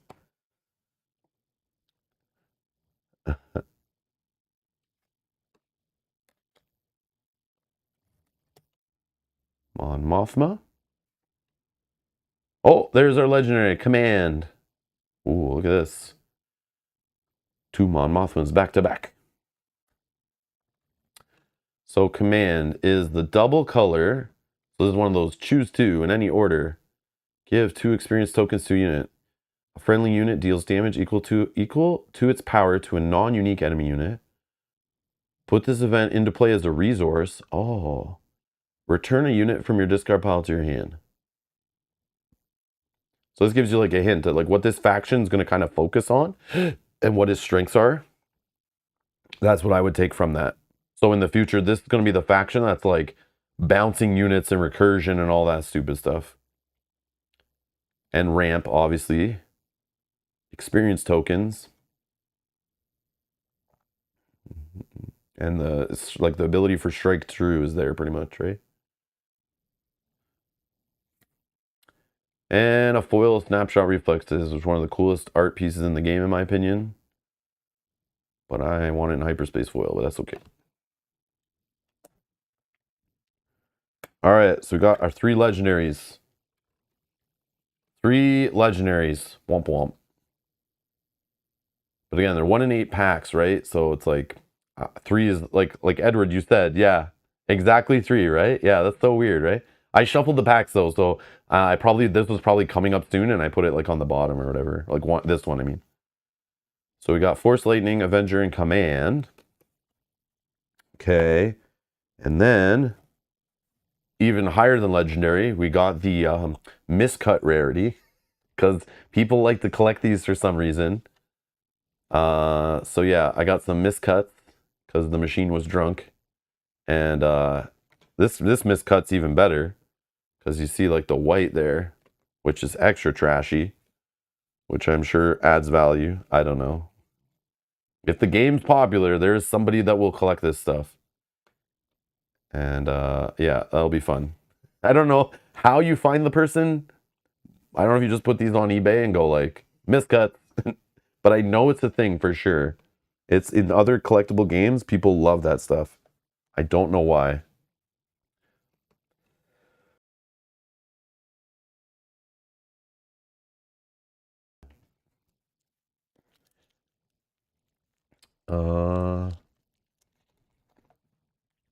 Yeah, time for last pack magic. Yeah, that was, right?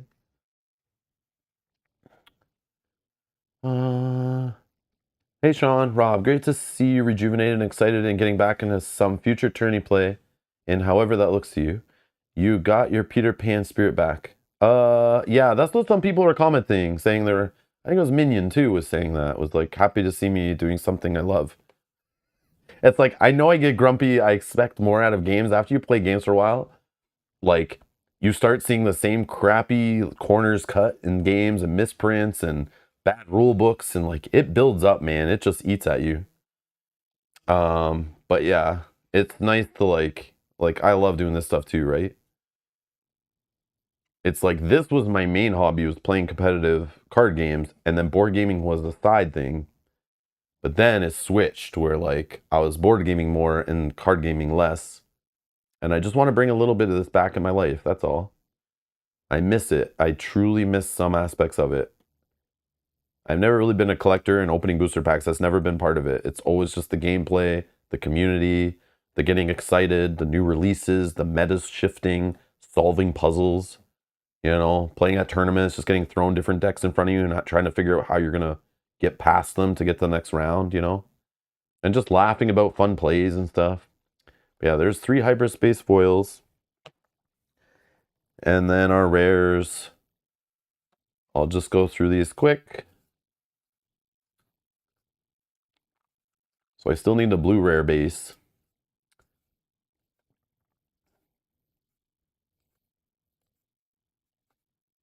A rook, that's a cool one. Fallen lightsaber.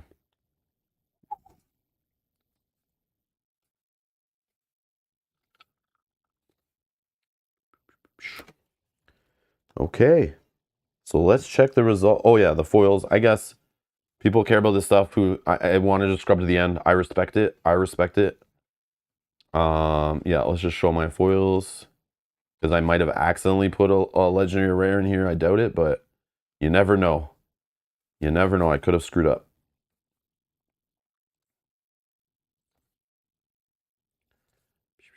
Plus, everyone likes looking at shiny things.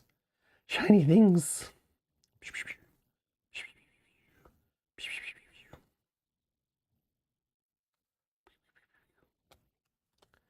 And then the hyperspace.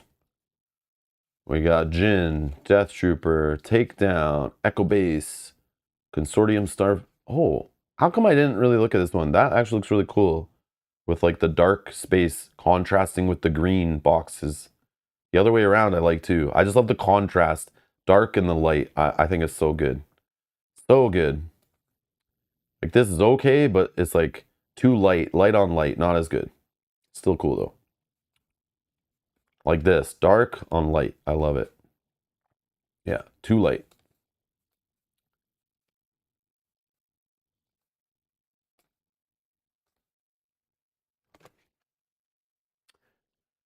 What card was Legendary Foil again? It was Avenger, which looks badass. The Hunting Star Destroyer, Imperial Vehicle Capital Ship, 8/8 for 9, goes in blue villainous.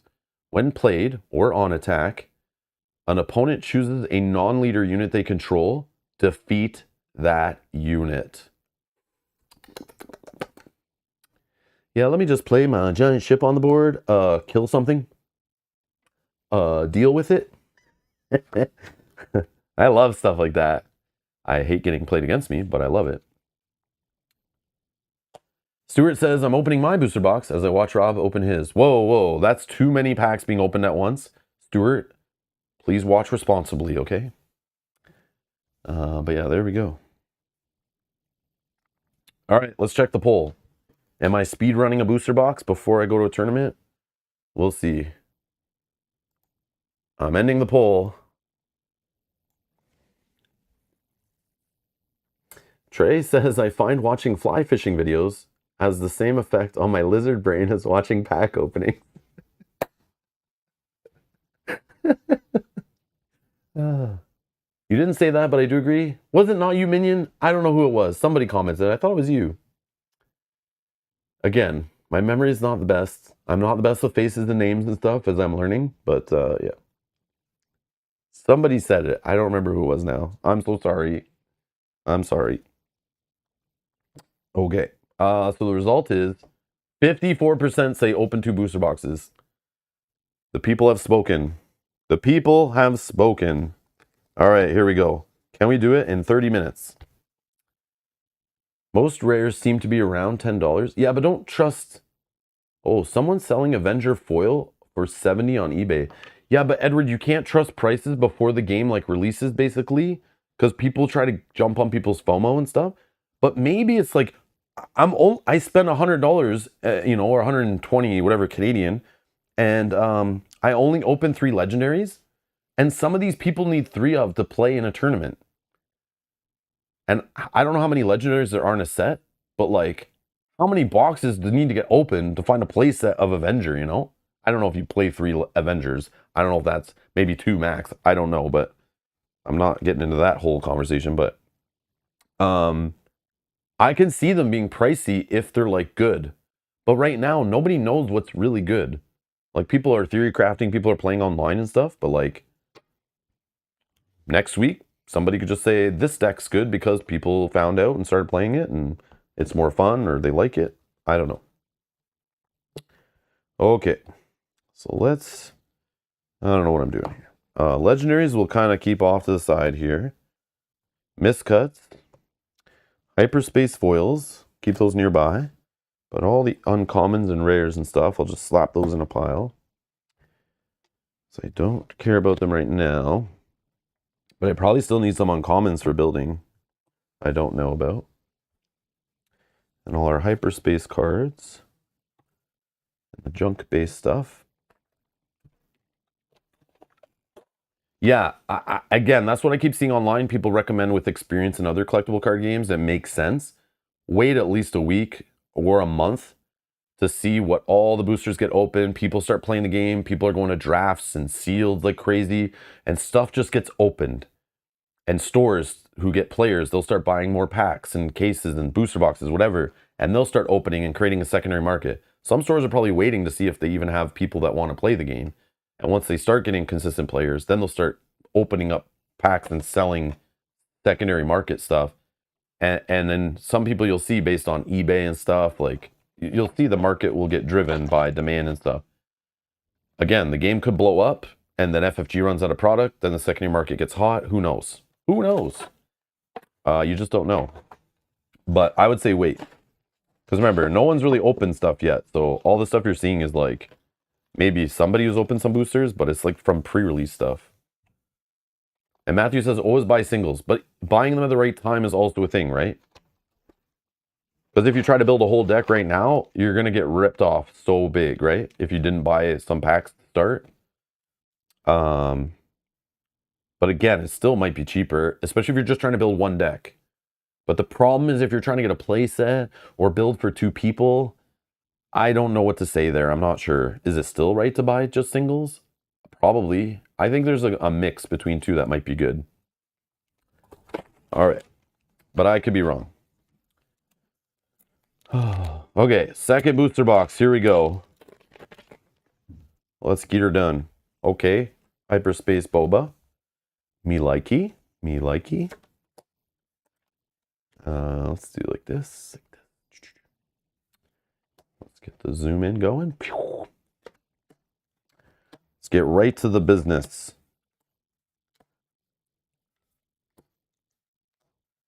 Uncommon. 2 spheres. Cause I believe in. And uncommon bamboozle. The best Han Solo art in any game ever. Right? Right? At least that's what I think. I don't know. Matthew says, I did that after buying 1 booster box for Lord of the Rings MTG, LOL. Then just got what I wanted after. And that's what I think. That's the most recommended way I see. People say if you like buying packs, buy a booster box and then fill in the rest with the singles you want for the decks you want, or buy like a couple starter decks, then do maybe some booster packs, or just buy the starter decks and buy the singles you want to beef up those decks. Also depends on the format you're playing too, right? If you're only going to play Twin Suns or the Commander format or whatever, you know, you have a whole different way of going about things too, right? And they have like pre-constructed like products for that game, for Commander now, right? So you could like start with like a starter deck or a pre-built deck, right? But I don't know if that's reasonable or not. But I've seen those.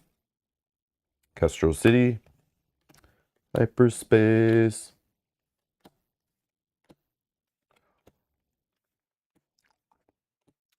Oh, upgraded common slot hyperspace, Rebel Pathfinder.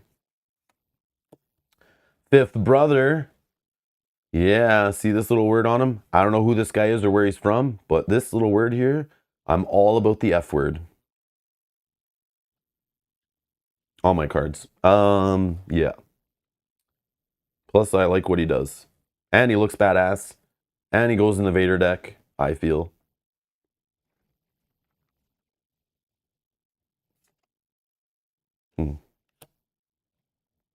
This guy doesn't go in the Vader deck. I'm not sure why. He has the F word, but not the F I'm looking for. Okay? Not the character I'm looking for.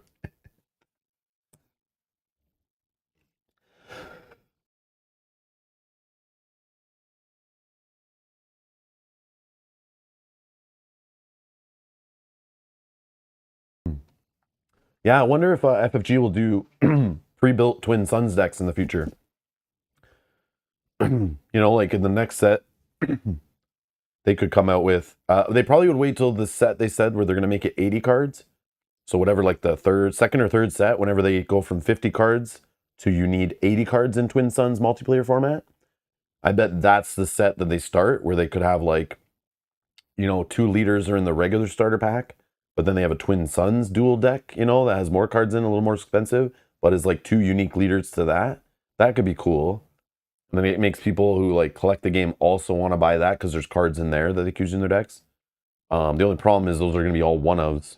So they should probably only make the leaders like exclusive so that people aren't trying to buy like 3 Twin Suns decks to get like the same cards. So we got an upgraded, look, we got an upgraded uncommon slot to a rare hyperspace. And then we have another rare behind, which is the Emperor's Royal Guard. Wait, who's this? Emperor Palpatine? I don't know who that is. I've heard he's a leader in this game, but I've never seen him before. Other than on the unit card that I already pulled today, so that joke. No, I didn't pull that today, did I? That was in the starter deck. Yeah, I didn't get Palpatine separately. He was on the Force Lightning, right? But yeah, that's great. When you control an official unit, this unit gains Sentinel. While you control Emperor Palpatine as a leader or unit, this unit gets +0/+1. And we got a common, restock, foil.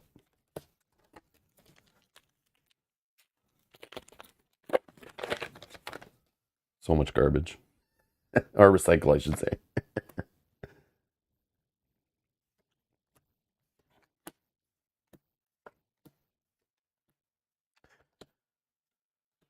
Yeah, especially after you open like a booster box or two, you have like all the commons, I'm sure. I am sure I have a full play set. But the only thing is if I'm building and Mel is able to pull from the pool, these neutral colored, like single colored cards, she might pull some of the same yellows in her deck that I want to, you know? So like having maybe 6 copies of some of those isn't the worst thing in the world. But we'll see. I don't know. But again, if we only play Twin Suns formats in the future, then I only need 1 or 2 of everything, kind of. All right, so Inferno 4 uncommon, Greedo uncommon, Bright Hope uncommon, Redemption rare, and Syndicate Lackeys common foil.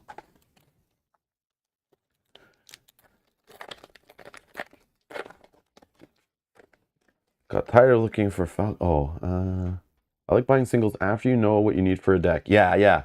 Like especially if you could play online like a little digitally, like switch some cards out and try cards you don't own, and then you're like, all right, I really like the deck now. Then you go buy what you're missing. Oh, we got a rare leader. Yeah, see, this guy would work with the same kind of cards like some of the Vader cards too, right? Same colors. Deal 2 damage to a friendly unit with 3 or less power and ready it. Force Imperial Inquisitor.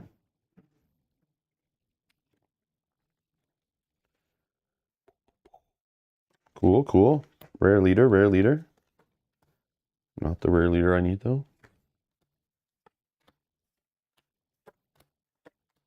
Boom. Oh, another upgraded common slot. Strike True, love this card. Hyperspace. Rogue Squadron Skirmisher. Not one I see very often. Oh, Recursion right here. Recursion. Yeah, that makes sense. Okay. 6 dirty cost card. Yeah, I like that. Force Choke. Yes. Tie Advanced. Yes. My 4th or 5th copy of Energy Conversion Lab.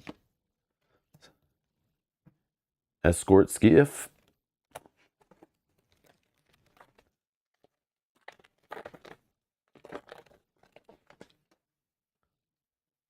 Cassian Andor, rare leader. This guy's cool. They should make a whole show based around him. He just looks so badass. This guy.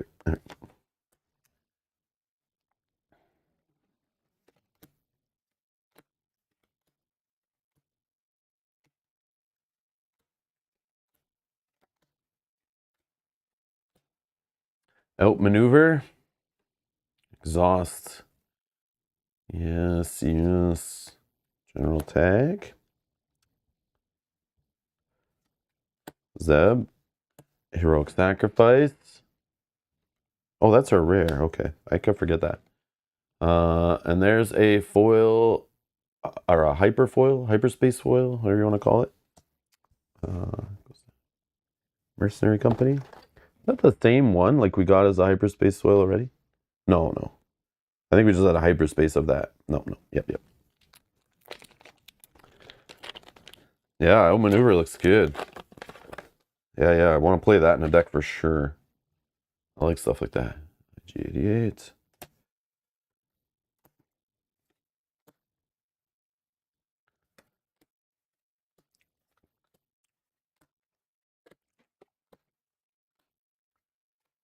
Uncommon, Protector. Chewbacca. Loyal Companion.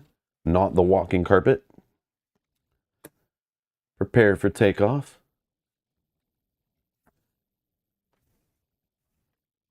We got one. We got one. Not Vader, but I'll take it. I'll take it. Finally. Finally. Jedi Knight Luke. Look at this guy. When played, give an enemy unit -3/-3. If that takes them down to 0, they're gone. If a friendly unit was defeated this phase, give the enemy unit -6/-6.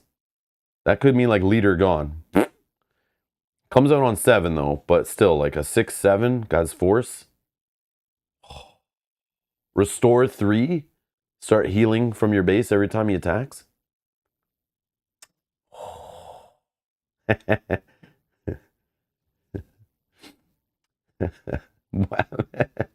We did it. We did it, guys. We got one. So now I can trade this away for Vader. Anyone want a Luke? I just need Vader. Screw these good heroes. I want the evil guys. Ah, very nice. Very nice. Okay. All right. I'll put nicer words in my angry letter to FFG now. But I'm still sending one. No, I'm just joking. We're not sending one yet. We got three legendaries in the last box, so I can't be mad.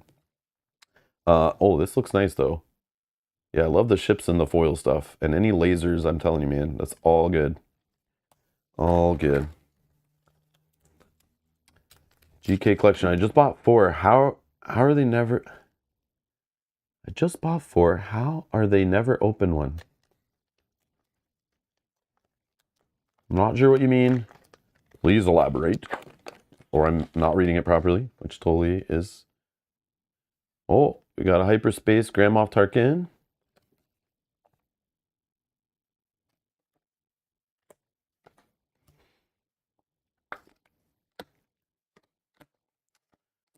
All right.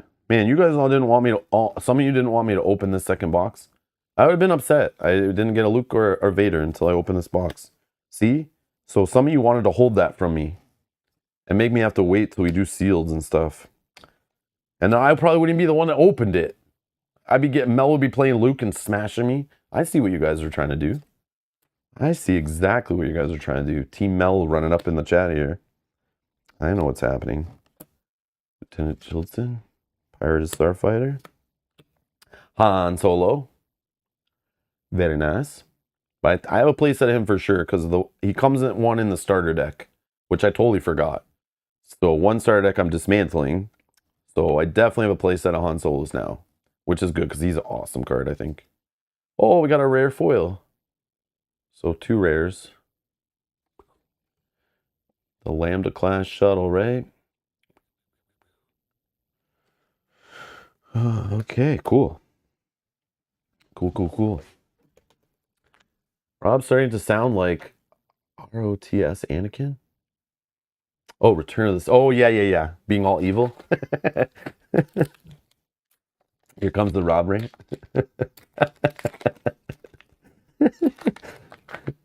Stop. Mr. Wayham says, how long does the game take to play? When you know what you're doing, 15 minutes. Literally, the tournament rules are, if it's best of 1, 25 minutes in a tournament setting. That's when people know what they're doing. So obviously, like control decks and stuff and mill decks might take longer to play. So that's like the long end is 25. Best of 3 is actually 55 minutes. So that tells you like people should be getting through games in 15 to 20 minutes when they know what they're doing. So yeah, that's the plan. Like the demos at Gen Con, even though it was just like starter decky stuff and being taught, it went so fast. Like, and we didn't even know what we were doing at first. But the game just makes sense. I don't know what it is, but it's like simple, but the strategy's there. Like the complexity's there, but like not in the learning process. It's like in the deck building and like choices and initiative and the back and forth actions and stuff. Yeah, it's cool. But yeah, it's a quicker game, which is great if you're playing with younger players, by the way. Great. Great when you're playing with younger players. Like there was kids at some of our pre-releases and like they were getting it. And there was like older folks too, right? Which was good. Good to see. Like it's literally a game for all players they're aiming, right? We'll see how if that sticks true. There's an upgraded common slot to a hyperspace. Recruits. Power failure, uncommon. Power of the dark side. General Dodonna. Star Guerrera. And a green squadron A-wing foil. 10 to 20 minutes, says Edward. 3 rounds are 55 in tournament rules. Yeah, and single round is 25 minutes we saw in the tournament rules. So, I don't know how that... Like, do people build different decks when it's best of 3 versus best of 1? Like, do control decks not show up to best of 3 tournaments? Like, how does that work when they give you less time in a 55-minute best of? Unless you're just winning like 2 in a row, that's fine. But yeah, I don't know. I still feel like that's a little short, or a little long. No, a little short for a best of 3, I think. I know at the beginning of the game it is for sure. I've seen it. But maybe even in tournaments, like... Because that does not include when you're like sideboarding stuff in between like games 2 and 3 and 1 and 2 and whatever. Like, I don't know how that works. I've never played a game with sideboards. Like, I guess Flesh and Blood has that, but I only play that casually.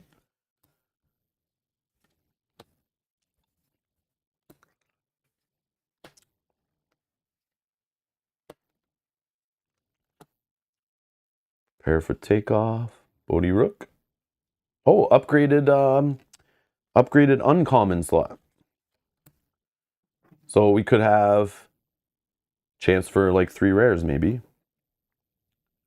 Probably not, but there's a chance. Chopper. We got some Chopper. No, just the common Academy Defense Walker. I mean, the leader could be rare too, so there's a chance for more. But, yeah. Yeah, DG says, I want to play with my kid, 13, 19. I played against a father who had a kid there at the tournament. He was explaining his kid's experience with it to me in one of our games. But my very first game at the first sealed tournament, as I mentioned on my video the other day, I didn't ask his age, but he was there with his mom. And I think it was Oliver. I'm pretty sure. Hopefully I didn't get the name wrong. Sorry, Oliver, if I did. But yeah, he was young. He was kind of figuring the game out. It was fun. Like, yeah, he was having a good time. I don't know. Like, sometimes I'm bad at judging kids' ages, but I feel like he was around 10. I feel like he was around 10 and he was getting it. Like, some things he took a little bit, but I definitely was playing games like this with my daughter when she was around 8. We were playing like these kind of games, like the starter first sets of these games. Not when it gets crazy later with all the keywords and stuff, but gets a little nutty, but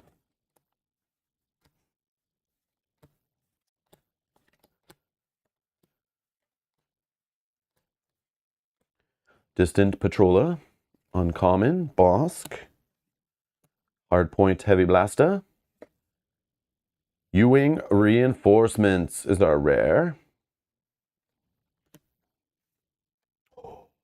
Foil Overwhelming Barrage. Yes, yes, yes.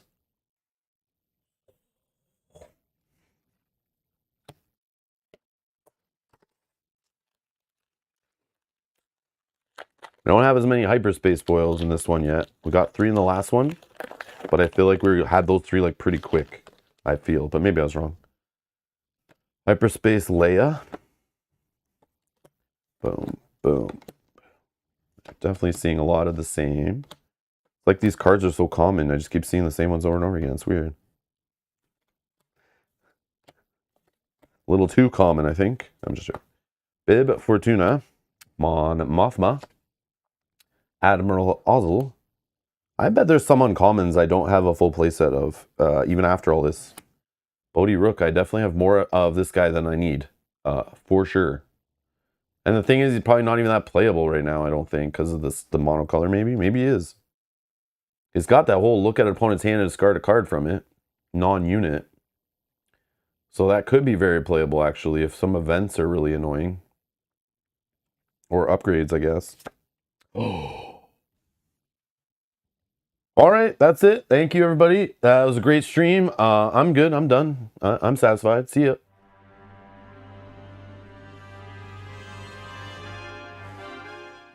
Just kidding. Just kidding. But yes. Yes. Any foil. Not hyperspace foil, but again, I'm not going to be mad. I just want the damn card in my deck to play with it. And it's one less I have to buy. Yes, and he's foil.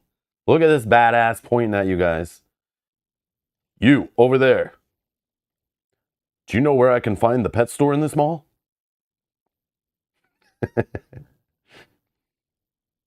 Excuse me, sir. Which way to the washrooms? That way. When played, search the top. So it comes in ambush. So that means he can like attack somebody right away as long as there's a unit that he wants to attack. It's optional. Don't have to do it. When played, search the top 10 cards of your deck for any number of villainy units with combined costs of 3 or less, and play each one of them for play each of them for free. So you pay 7, but if you've ramped up, he's coming out earlier, drops in, smashes something, grabs another green unit. Oh, hold on. He can drop in, like, there's weenie units right there, those one cost villainous guys. What are they called? Like Imperial soldiers or something? This guy. Oh, Death Star stormtroopers. You could grab like 3 of those and drop them into play. You know you're not going to have 3 in your deck and you won't get that lucky, but...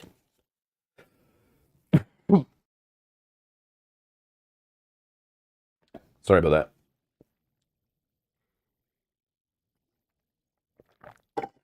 Yeah, combined cost. Yeah, combined cost. So you might just grab like one of this guy. I think the best guy to grab, from my experience, again, playing only sealed, I don't know what the hell I'm talking about, because I've never played this guy yet, but what I would love to do at the 7 cost turn-ish is this guys. I don't know if we've opened one already because I've been ripping through cards so fast. But my favorite one I would be bombing in late in the game when you draw into them, and maybe normally you don't want to draw into cheap units, is this guy. Because late in the game, this guy's a 4/3. So I just grab one of this guy and drop it in. I feel like that's lots of value. Lots of value. Because by then, maybe even like this 4-cost guy is enough to just like mess with the leader next turn, you know? Take it out or just do that extra damage on the base. Grab initiative, you know? I don't know. I want to try it out. That's what I'm saying. I want to play with Vader. I just have never had the chance. So now I can at least have him in a deck as a one of. But I want to see if I get at least like 2 to play. You know, I think you need at least 2 for like a late game plays. But yeah, that's sick. Legendary, a freaking foil too. Oh man. Okay. I don't care how much I spent. That feels good. Oh, that feels so good. Both in the same box too. If I didn't get that, I'd be so upset for real. I'd be sad. Like, how do you not open Luke and Vader? Those should be like in every booster box. I guess they're in the starter, but not as units. I don't know. It just feels like they should be more quote-unquote common, but I understand why they did that. Capital City. Or these guys, too. Drop one of these guys out and Death Star Stormtrooper. Yeah, there's like lots of little weenies that you could bomb in. That's good. And it's funny because like in his art, he's like coming in with his entourage, you know? So it's like it follows the art, like he's arriving, you know, with his goons. Squirrel. I want to snatch that Vader up. The Vader needs a sleeve? Oh, come on. Are we doing that? I don't know if I have any sleeves that are good for putting Vader in. Oh, wait, what's this?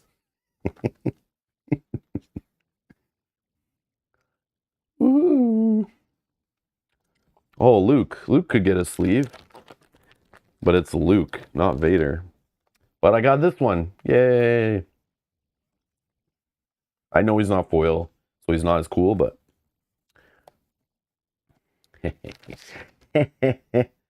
What am I doing here? I got Bodhi Rook here. I don't know what's going on.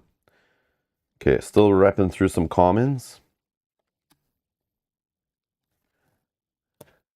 Needs to be... I'm not grading it. Guys, I don't care. I just want to play with it. Don't clip that. You know what I mean. You know what I mean. Now, if I had like a hyperfoil one, I'd probably keep it for Vader. But if I had like a hyperfoil Luke, I probably would sell that to get more cards that I want to play with. But like, Vader is just like, ever since being a kid, favorite character. The mysteriousness, the voice, the unknown. Yeah, the prequels came out, ruined everything. But before that, when I was a kid, and Star Wars was amazing, Vader just like fascinated me. Stormtroopers just like looked awesome. Like everything was cool. And then when you realize they don't hit anything with their lasers, then you start worrying like, maybe I'm voting for the wrong team. But you know what I mean. Ooh, got a hyperspace uncommon Bib Fortuna. But yeah, Obi-Wan. I definitely have enough of this guy to play. Or upgrade the starter sets with too. And Vigilant Honor Guards. That is the miscut. That is a miscut for sure. The black border on this side is way bigger than on this side. But again, same with this one actually. There's small there and big there. This is a miscut technically too. But like whatever. I don't know. Those aren't like the cool miscuts where it's like really messed up. They're just like slightly messed up. So I don't think it's as cool. Oh, did I sniff Vader? Well, he's in plastic now. I can't sniff him anymore. The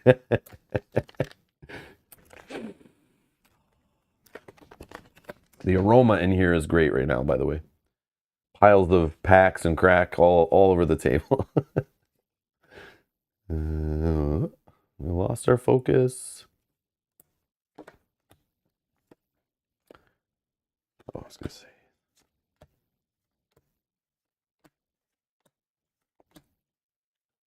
Oops.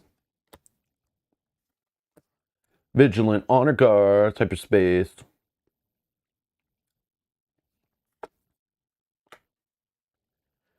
Rallying Cry, uncommons. Force is with me. Boba Fett, yes! 2 now out of 3 I want. Okay. Okay, we're getting there. We're getting there. I don't have Boba Fett sleeves though. They haven't released those yet. Come on, foil. Guardian of the Wills. Force User. I don't know if he needs a foil. Or a sleeve. He only costs 3 to play. Does that make him not as cool? I don't know. He gets a clear sleeve. Is that fair? He's not cool enough to get his own sleeves. Yeah, these are all, like, this is the legendaries you want, man. Playable. You know, you want them in the decks. As a villainy player, definitely these two I want to mess around with. You want Boba Fett? There's more Boba Fett.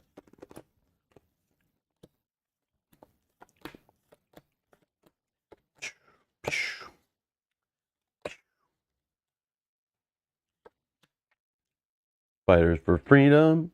Devotion. Nice. Bamboozled. We got the yellow base. Is that the one we got already? Yeah, that's the one we got already. We have a couple of these already. It's the blue base I need still. Blue base, guys. Blue base. Still a rare, but whatever. Oh, foil. Maximum firepower. That foiling around this spot, like, looks so cool.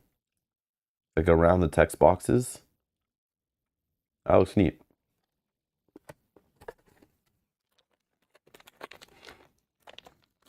I wonder if you have cards without matching aspects, Vader would still only care about their original cost, right? You are right, actually. Right? Does he break like the aspect tax?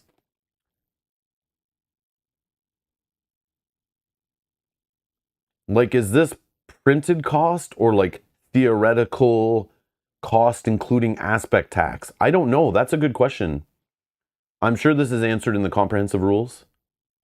But can this guy cheat out stuff? Like, if I'm playing red, green, black Vader, you know, can this guy bomb in and I drop in like a yellow 3 cost unit? Or is that considered like a 5 cost unit? Yeah, Minion, I'm not sure. I would assume it is when you only play the card. But this does say you're playing it for free. Like you're still going through playing. This isn't put into play. So I don't know. It does have the word play on it, right? So you're still playing it. It's just doing it for free. It's just, what about this combined cost? Like, I don't know. It is a way, Edward? Yeah? Nice. Okay, cool. I'd be a little scared of that kind of stuff because, like, I mean, it's top 10 cards, and late in the game, that's like, you're probably still going to see a good chunk. But I don't know if I'd want to be drawing those cards early that you're not really going to play for those costs, just to have them in there for that one Vader effect. But again, if you have cards like Recruit that can go hunt Vader down at the right time, and maybe you can make it consistent enough that it makes sense. Or maybe when they introduce other cards with those kind of effects. There we go. Oh, that's a rare leader, right? Han Solo. Han's a rare. So that's one rare in the pack. Was this one of those ones where you get the extra rares? We'll see. Definitely got 2 rares in the pack for sure because of the leader. Boom! Common upgraded. Hyperspace. Make an opening. Blizzard Assault. AT-AT. Fighters for Freedom. Devotion. Command. Legendary. That's 4th legendary. And Cartel Spacer. Uncommon foil. So we got 4 legendaries.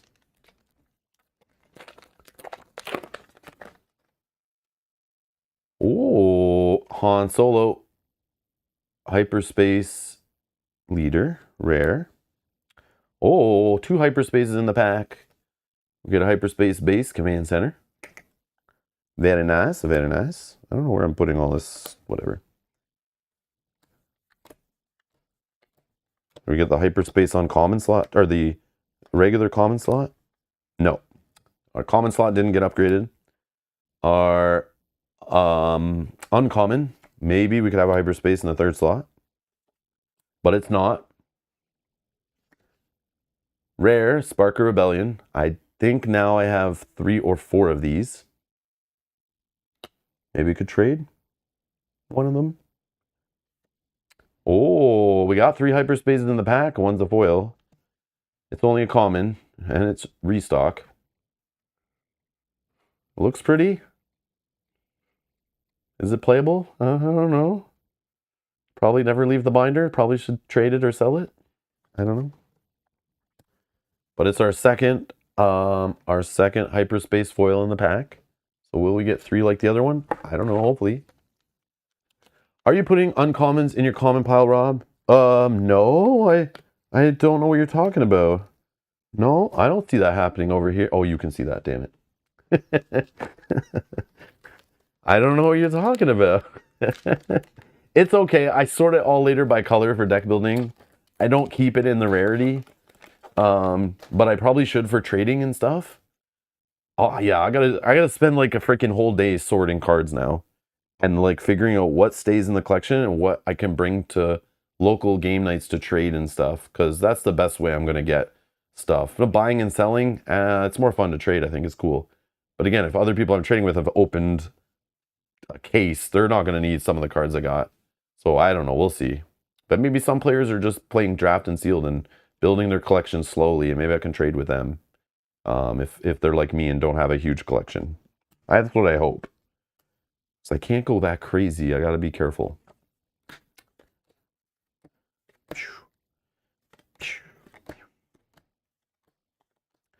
Bamboozle, uncommon. Attack pattern delta. Double green. Force throw. K2SO is our rare. Okay, yep. Mercenary Company, foil.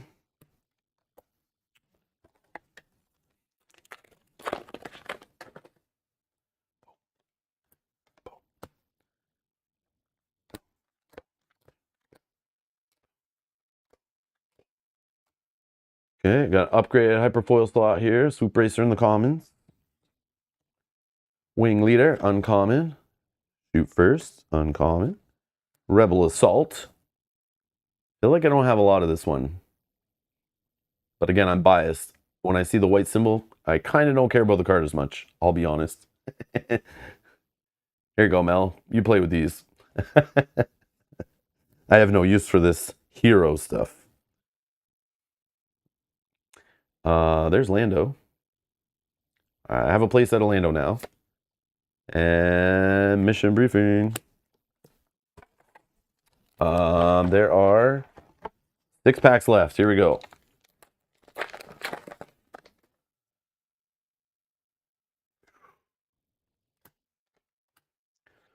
Boom, boom, boom, boom, boom. Yes. Boom. Upgraded common slot to snapshot reflexes, hyperspace. AT-AT suppressor, shoot first, Bright Hope. Count Dooku. I definitely have extra to trade away of Count Dooku for those interested. And Frontier ATRT. Foil. Neutral. When will UML be playing this live? Hopefully Sunday. Hopefully Sunday. So my throat tickle coughing annoyance, Mel has like a cough and she's like kind of sick too. I think it's just the cough though. So like we'll see if she's up for it too.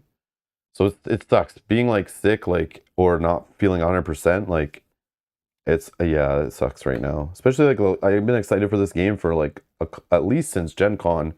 Semi-excited, but then I tried to forget about it. Then when pre-orders came up, I ordered some. Then you kind of get excited as people are talking about pre-releases and stuff.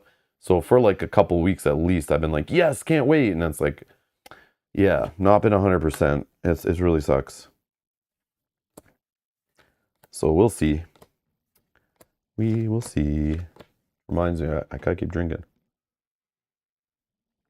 And yeah, we might do the pre-release sealed play on Sunday, or we might keep it gentle and just play with the starter decks. Because that would be probably a shorter stream than us going through the whole deck building process. I might save that till later, till like she's feeling better too, or like, you know, but maybe she's up for it. We'll see. I'll let her make the decision. Kind of that day or whatever, or the day before. I would probably want to schedule at least the day before.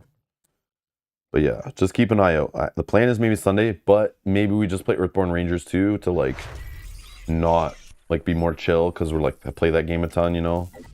But she's played this a whole bunch too now, so she doesn't really need to learn too much. It binds all things. And what was that? Oh, Kyle, thank you for subscribing. Thank you so much. Sorry, I heard noises and then I was not paying attention. Power Failure. Now that's a cool card for foil with all like the lightning or the electricity or whatever. The art, yeah, the art on Rebel Assault is really cool, right? Where was that? Was that not a rare? Or was it in... Oh no. Did I misplace? What did I do? I remember just looking at it. Or was that uncommon? I thought it was rare. Yeah, I don't even know why this foil's over here. Oh, it's uncommon. I thought it was in the rare slot. I just don't have many of it, so in my mind it's rare. But yeah, that does look cool, right? What's the blue one? I remember in like X-Wing they had this one. What's that ship called? Is it just like also an A-Wing? But it's like different, right? I can't remember now. It's like a different type of A-Wing. Or am I just crazy? It's like still just an A-Wing, but a different squadron or something. I'm so bad with all that stuff. Hyperspace, IG-88.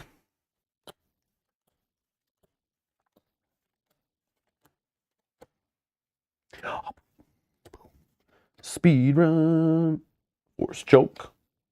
Tie advanced.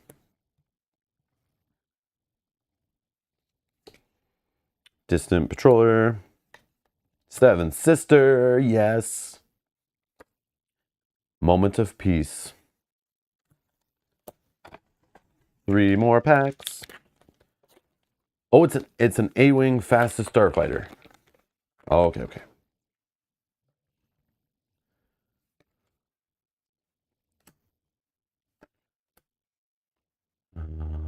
Okay.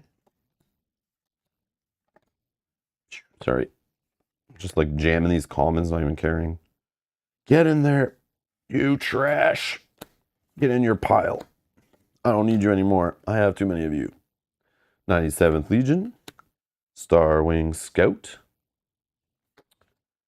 Oh, upgraded little hyperspace uncommon slot there. Not upgraded in rarity, but upgraded in the treatment to be hyperspace Zeb. Chimera. Flagship of the 7th Fleet. Me likey. But this is naming a card problem, right? This definitely have to like look, and this is the whole looking at an opponent's hand, Thrawn stuff that I'll probably suck at, but I want to do it because it seems fun. I just probably would never play it at a tournament, but that's where you probably should play it when you know what's in people's decks more, maybe. But I love that whole idea. Somebody's going to like roll people doing that. And ISB agent. 2 more packs. It's just an A-wing. Okay. I thought that in like X-wing there was like the red one and then the blue one. I thought they were different, but maybe it was just like, I don't know. Hera Syndulla, rare leader. 1 rare.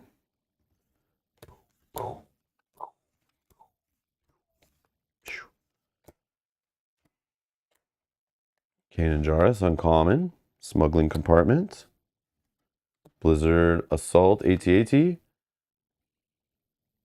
many of this guy. Too many.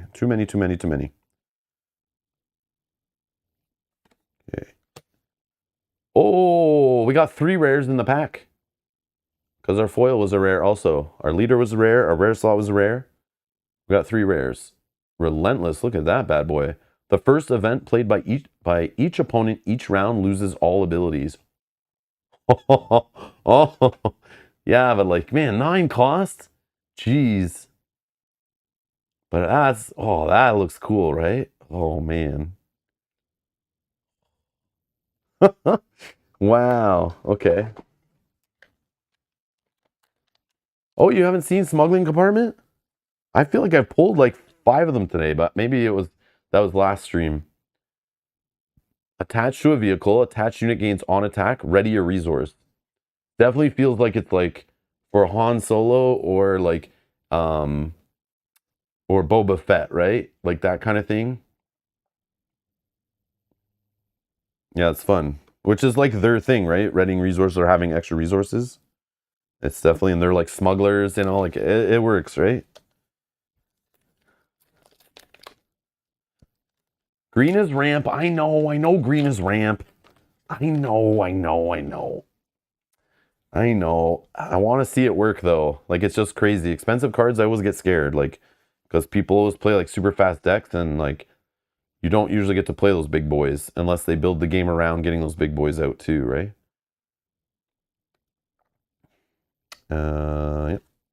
Yep.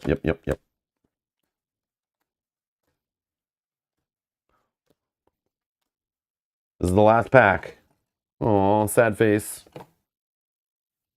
Okay, we got upgraded common hyperspace. Mission briefing. Sabine Wren. Entrenched.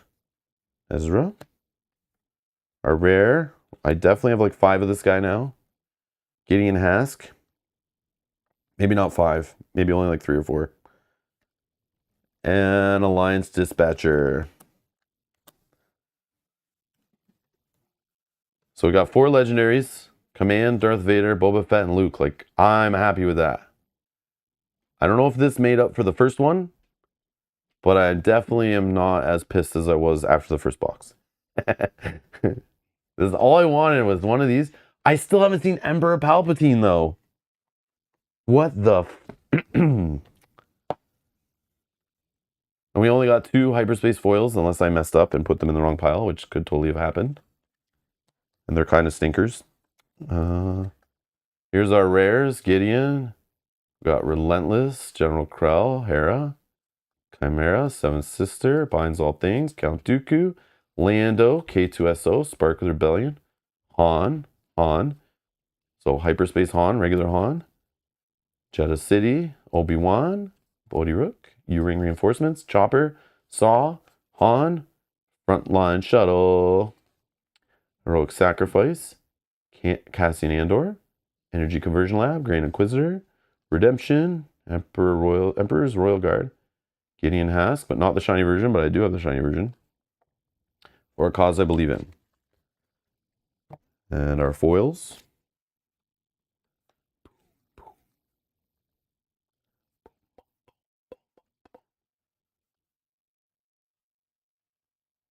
Yes. Yeah, like that's an A-Wing. Green Squadron A-Wing is red. I don't know, or it's just like, I'm crazy. I don't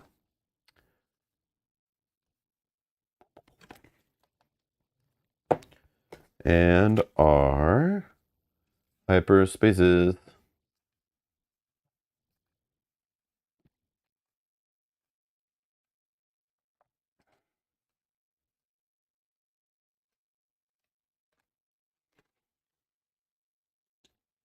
Overwhelming Barrage and Hyperspace Foil looks so... I'm sure it does. I was thinking the same thing when I saw the regular foil one. I'm like, oh, this would be so good. And any of those space ones that are like just shots of ships in space, hyperspace foil. Oh, buddy. Yep. Like this one here, right? You know, I know this is dark, so it's not the same, but I guess it is kind of, right? This is like dark. But yeah, I just like these. They're so cool. Any spaceship in space looks cool. Alrighty.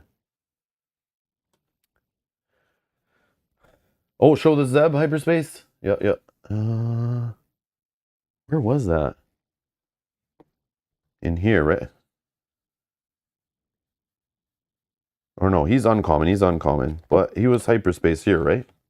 Yeah.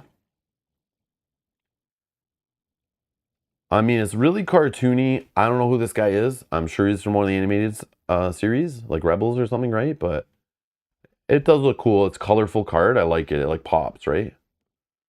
And he is a good card. Like definitely just his mechanics, numbers, and all that. Like he's playable, right? So I don't care if I know him or not. He's like I would play him in a deck for sure.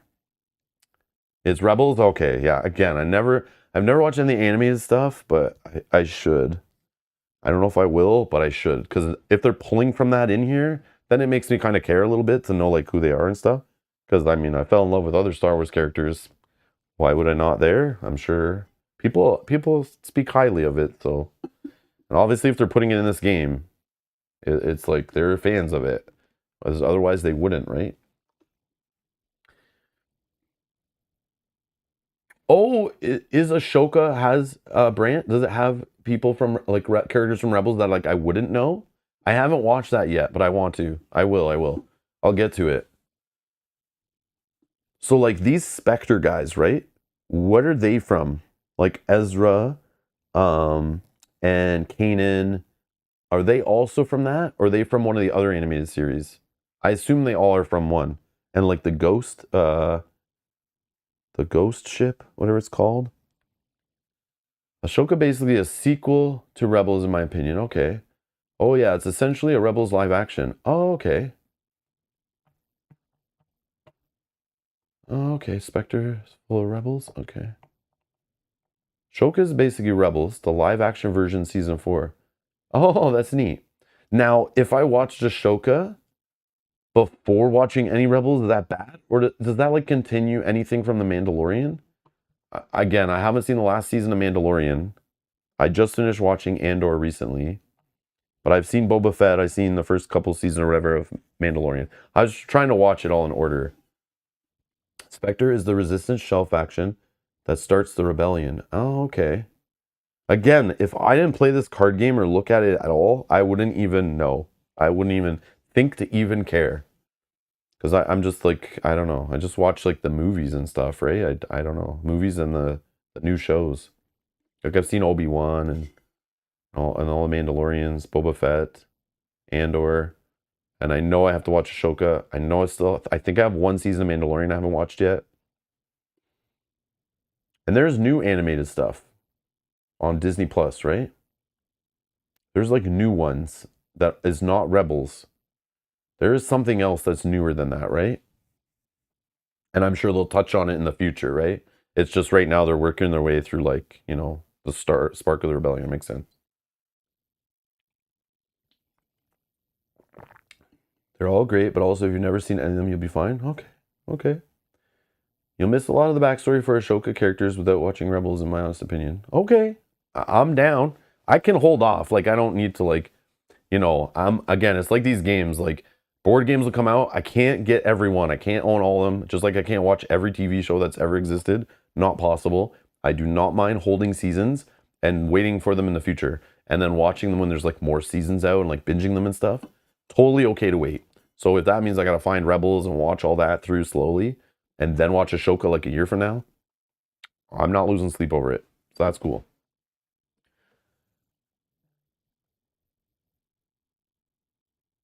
Oh, Clone Wars was an animated one too, right? That was the old one.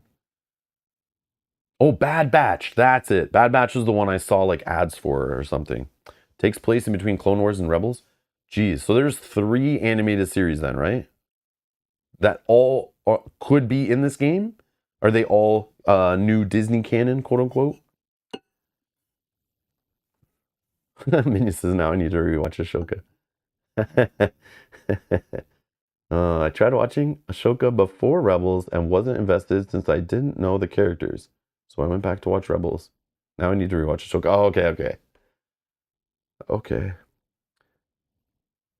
Clone Wars starts are very kid-oriented, but grows up a lot as Ashoka does. Oh, okay. Ashoka arc is my favorite part. That's crazy. So much stuff. I love it. I love it.